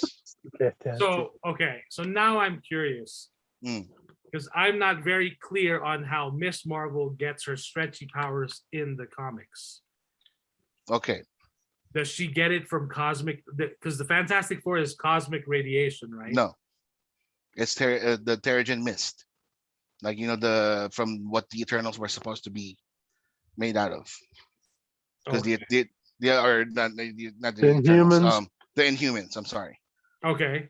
Because the Inhumans are supposed to be the replacement for the mutants because whatever. So the Inhumans are these people with abilities because of the Terrigen mist. When she got exposed, she became the little stretchy person. Hmm. Yeah. Okay. And it's different from the video game one. Because the video game one, it was like some random bullshit that Some happened. random chance of occurrence that Yeah. happened that was just ridiculous. Okay. So with the show, with the second episode, Is it an ancient? Is it like let me guess? Is it an ancient device that's No. passed on from generation to the power generation? the power is already within her Okay, from her grandmother. She's got the touch. she's got the it's- touch. It's Okay. the bangles that Enhances it. enhance it. Yes. Yes. Gotcha. They explained that. Okay, so she's already what is she considered the first mutant now? Is that No. what it is? Because how did she get the powers? That they did not explain yet. Okay, maybe on the filler episode. Yeah, for someone I'm who just doesn't saying. watch the show, I'm just saying. People can share powers, and if they do, they should have done this the way it's supposed to be done. But again, I understand because they want to tie in marketing and merchandise and the Marvels as a family movie with Miss Marvel, Photon, and Captain Marvel as one big family. Rah rah, girl power type of thing. well, I think So- also for general audience who doesn't dabble in comics and all that stuff, Yeah. it would be easier for them to be like make the connection because when that movie Marvels comes out, oh, she's part of this and that and Yeah, that. because compartmentalizing people or things are so easy because they people don't want to think anymore. But it's fine. Oh, Uh, I looked up Marvel Fantastic Four. Mm. So unless is that mist, is that in a different iteration or Terrigen mist. Is that in a recent reboot or whatever? As far as I know, that was her thing. Oh, for Miss Marvel, but for Fantastic Four. No, it was Cosmic Rays. Yeah. So that's what I was saying. For Yeah. Fantastic Four, it's been cosmic radiation. Yep. Yeah. So So a team of adventurers who had accidentally received powers from cosmic radiation. Yep. Someone who was so smart made a miscalculation, and well, he fucked up. yeah, you can have a bad day. His best friend turned into a fucking rock. His wife turned invisible so she can hide from him, and his brother-in-law fucking hothead. And to be honest with you, without that team being successful in the comic books, Super Friends wouldn't be existing, X-Men wouldn't be existing, the Avengers wouldn't be existing. So yeah, they're kind of important. That's why that's why it's okay with me if he doesn't get the little stretchy powers because he's still smart. Okay with you, but guess what's gonna happen if they really did that? It's fine. No, I see it the other way. It wouldn't be okay with you. No. If people have the little stretchy, if people get go in on a fucking tangent saying like, oh my god, he's sharing the same powers as Miss Marvel. That's bullshit. No, I know that Reed Richard had it first. So, right. And that's the thing. For people like you and I, we would know that, but the general audience. Because the general audience, like they need to know, they need to understand what the fucking thing is all about. It's not just what you see on the screen, right? Or like certain people on the TikToks who like to say "Let's go" and have with it. We like that fucking simpleton fucking. So I read someone, I can't remember where I read it. I didn't get to save it. I think it was a tweet or something. Someone was saying that the Fantastic Four. That first movie should be set in the 1960s as an origin film, and I thought that was fucking brilliant. They can, yeah, can do it, and then because they are adventurers and it is about science. Like their comic books are basically science fiction, like fucking LSD laced, all science, whatever, space world, whatever, and I'm sure he can invent a time machine and then he can fast forward to modern times. Or not even do time travel, but they get stuck somehow, in space or whatever. Or, in a pocket dimension. And then when they come back, they get stuck in a pocket dimension called the quantum world. And, a little tiny piece of shit movie called Ant-Man Quantumania is probably going to help out. And probably... Already a piece of shit, and you haven't even seen it yet. No, because everybody thinks that the Ant-Man movies are a piece of shit. I don't think so. I like them. Okay, I'm making sure. No, I like the Ant-Man movies. I enjoyed it. We're supposed to get Kang the Conqueror in Quantumania too. Oh, neat! I can't wait. Did you not like the all-knowing? That sounded so convincing. Oh no, I liked how he portrayed Kang the Conqueror. Like they actually pretty much retconned his origin story to match the TV show, because his origin story is like all over the place. So they just wanted to simplify everything, because the simpletons of the MCU fanboys, they don't understand many different iterations of an origin story, so they get confused quickly, So they wanted to make sure that the simpletons can understand one basic origin story, and that's it. So that's canon. Right. Well, and that's part of the game that they're playing, because of this vast interconnected universe with movies and TV series. Everything has to be explained in a way that people and that's the issue that I have, because like everything has to be spoon fed for them. They don't want to fucking understand. They don't want to deep dive into thought on maybe this is the possibility, this is the reason why. That's why they don't like certain shows, because they're like, oh, like it wasn't explained to us. Right. Like, that's part of the acting. You can see it in the emotions of the actor, that this person is hurt. He doesn't have to say I'm hurt. You know what I mean. Right, right. So And that's why I think it's having the shows has given them an avenue to go deeper, like WandaVision, for example. WandaVision, I thought was a great way. I will put Miss Marvel on the queue, the same as I did with Moon Knight.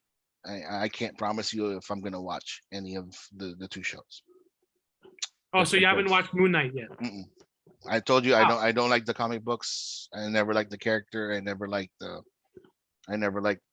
whatever. As much as I appreciate Oscar Isaac, so Yeah, yeah. I So- love him too, and I never even finished the damn thing. I was like, so I actually think you like Moon Knight. I think you'll give it a better shot than Miss Marvel, that's for sure.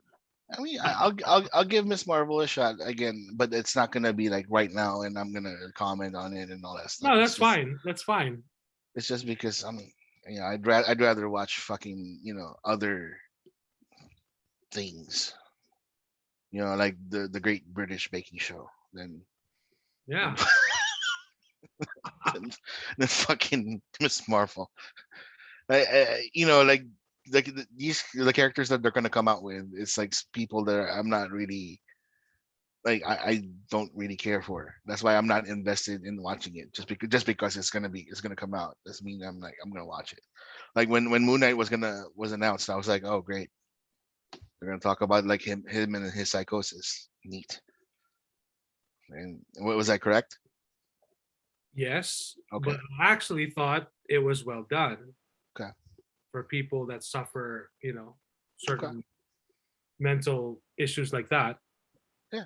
Um, I mean, Kamala Khan is a great character, and she is she is an inspiration for a lot of people, a lot of girls that are that they don't have their role models. All they see is the blonde, blue-eyed girl with the big tits. They don't see they don't see the kids or the people that look like them. So Kamala Khan is a good role model, and that's good. That's good for the girls. I'll check it out whenever I can. well, I think it's good for anyone. Not just the girls. Yeah, Um, that's the- that's what they said about fucking milk, but then like people are lactose intolerant too. So no.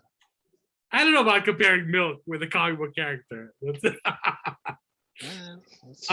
I do want to say Iman Vellani, she is actually great. Yeah, I heard Very she's charismatic. a great MCU fangirl. She is.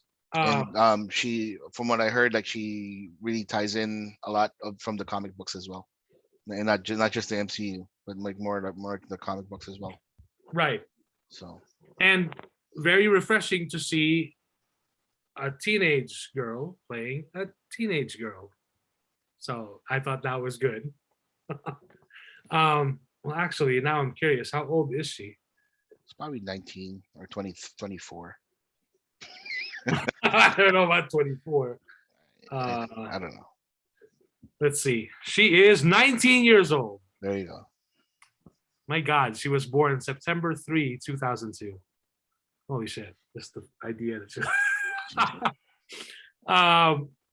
yeah.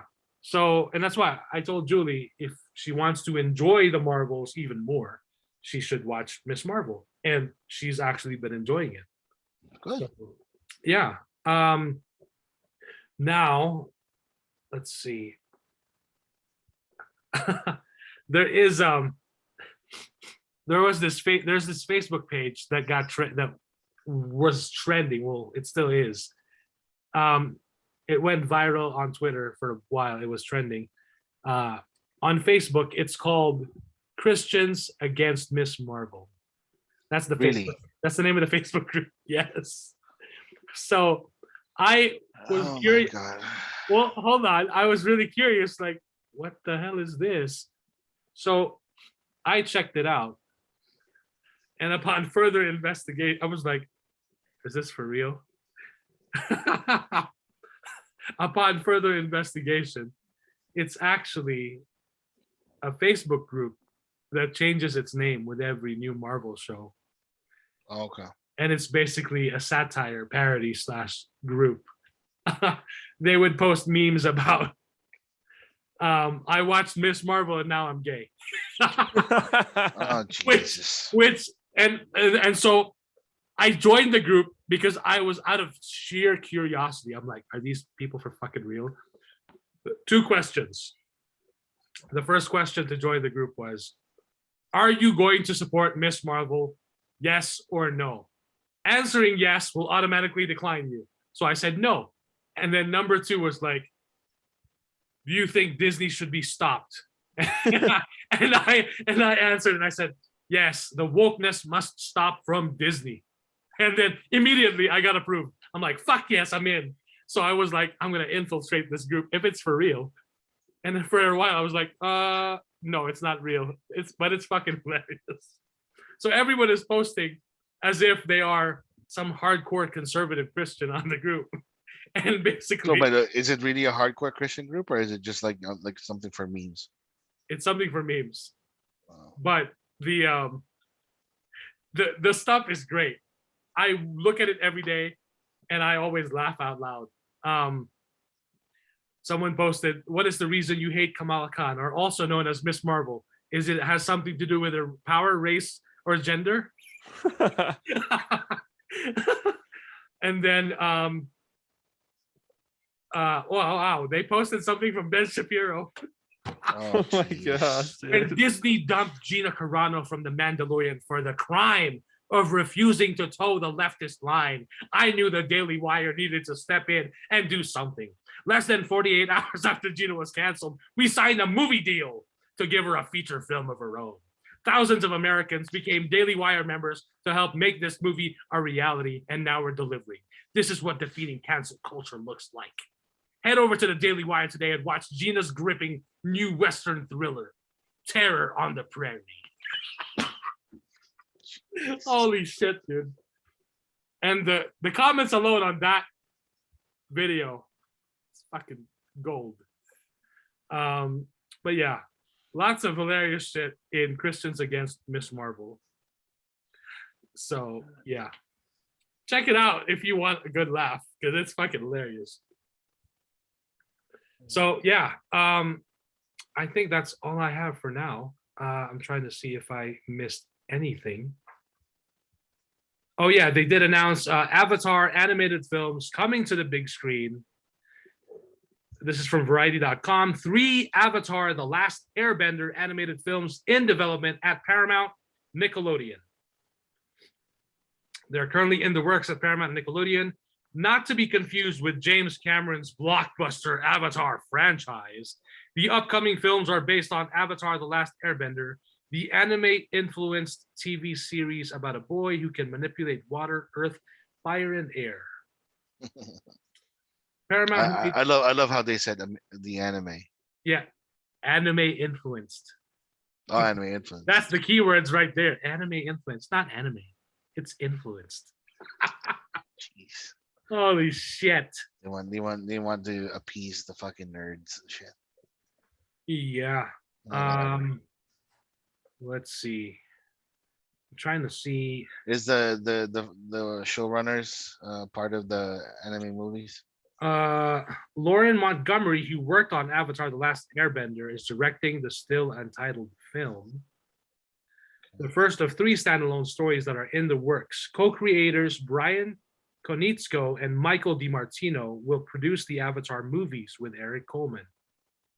The films are in development. Hold on.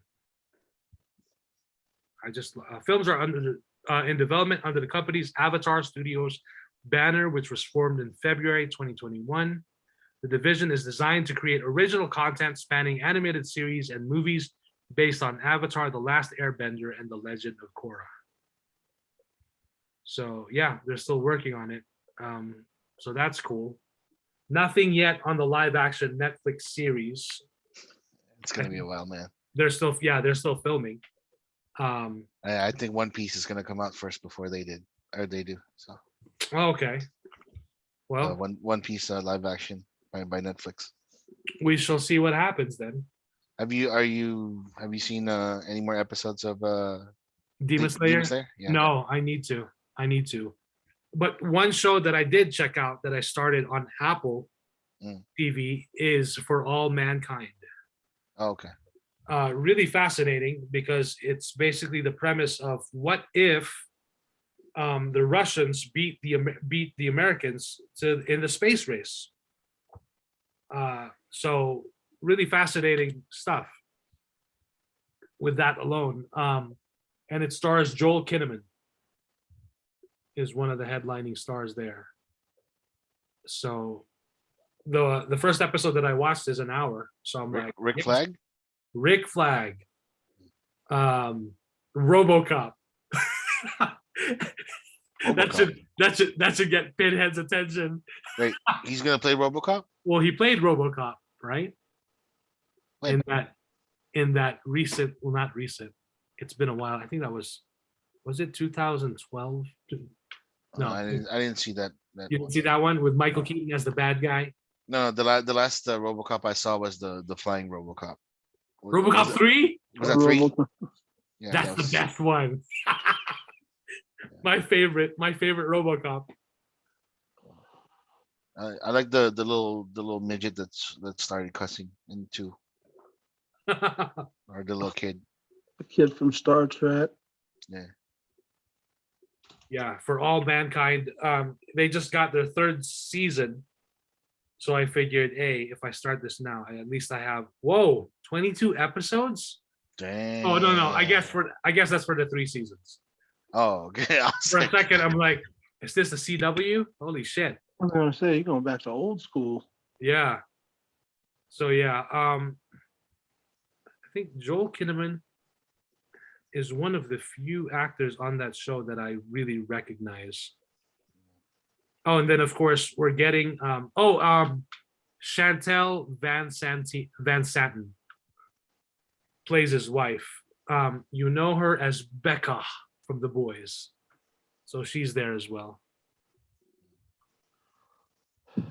And then Westworld season 4 is coming soon. So I'm looking forward to that. The last few seasons have been, I've been watching it just to see what's going on with the story. But season 1 of Westworld for me is still the best. But I'm looking forward to what else they do with the series on HBO. They've been doing this marketing thing. I don't know if it's in New York or somewhere, where they have the white faceless robots, which look absolutely freaky, serving coffee. Like you could go up to them and get coffee, or like ride in a cab with them or something like that. So, but ever since they introduced those white faceless robots, freaks the shit out of me. So, but yeah, that's all I have. Unless anyone else wants to bring anything up. I'm good. I'm good. Alrighty. Well, another fun episode. Thank you guys for watching or listening. We do appreciate it. And we'd love to hear from you guys if you drop us a voice message. Let us know your thoughts on anything we discussed, or if you just like to express your thoughts on anything at all. That'd be fun to hear from you guys. Alrighty. Stay safe out there, y'all. We got one more episode till Kenobi, and we'll see what happens. Yes, sir. See y'all. So long. Bye.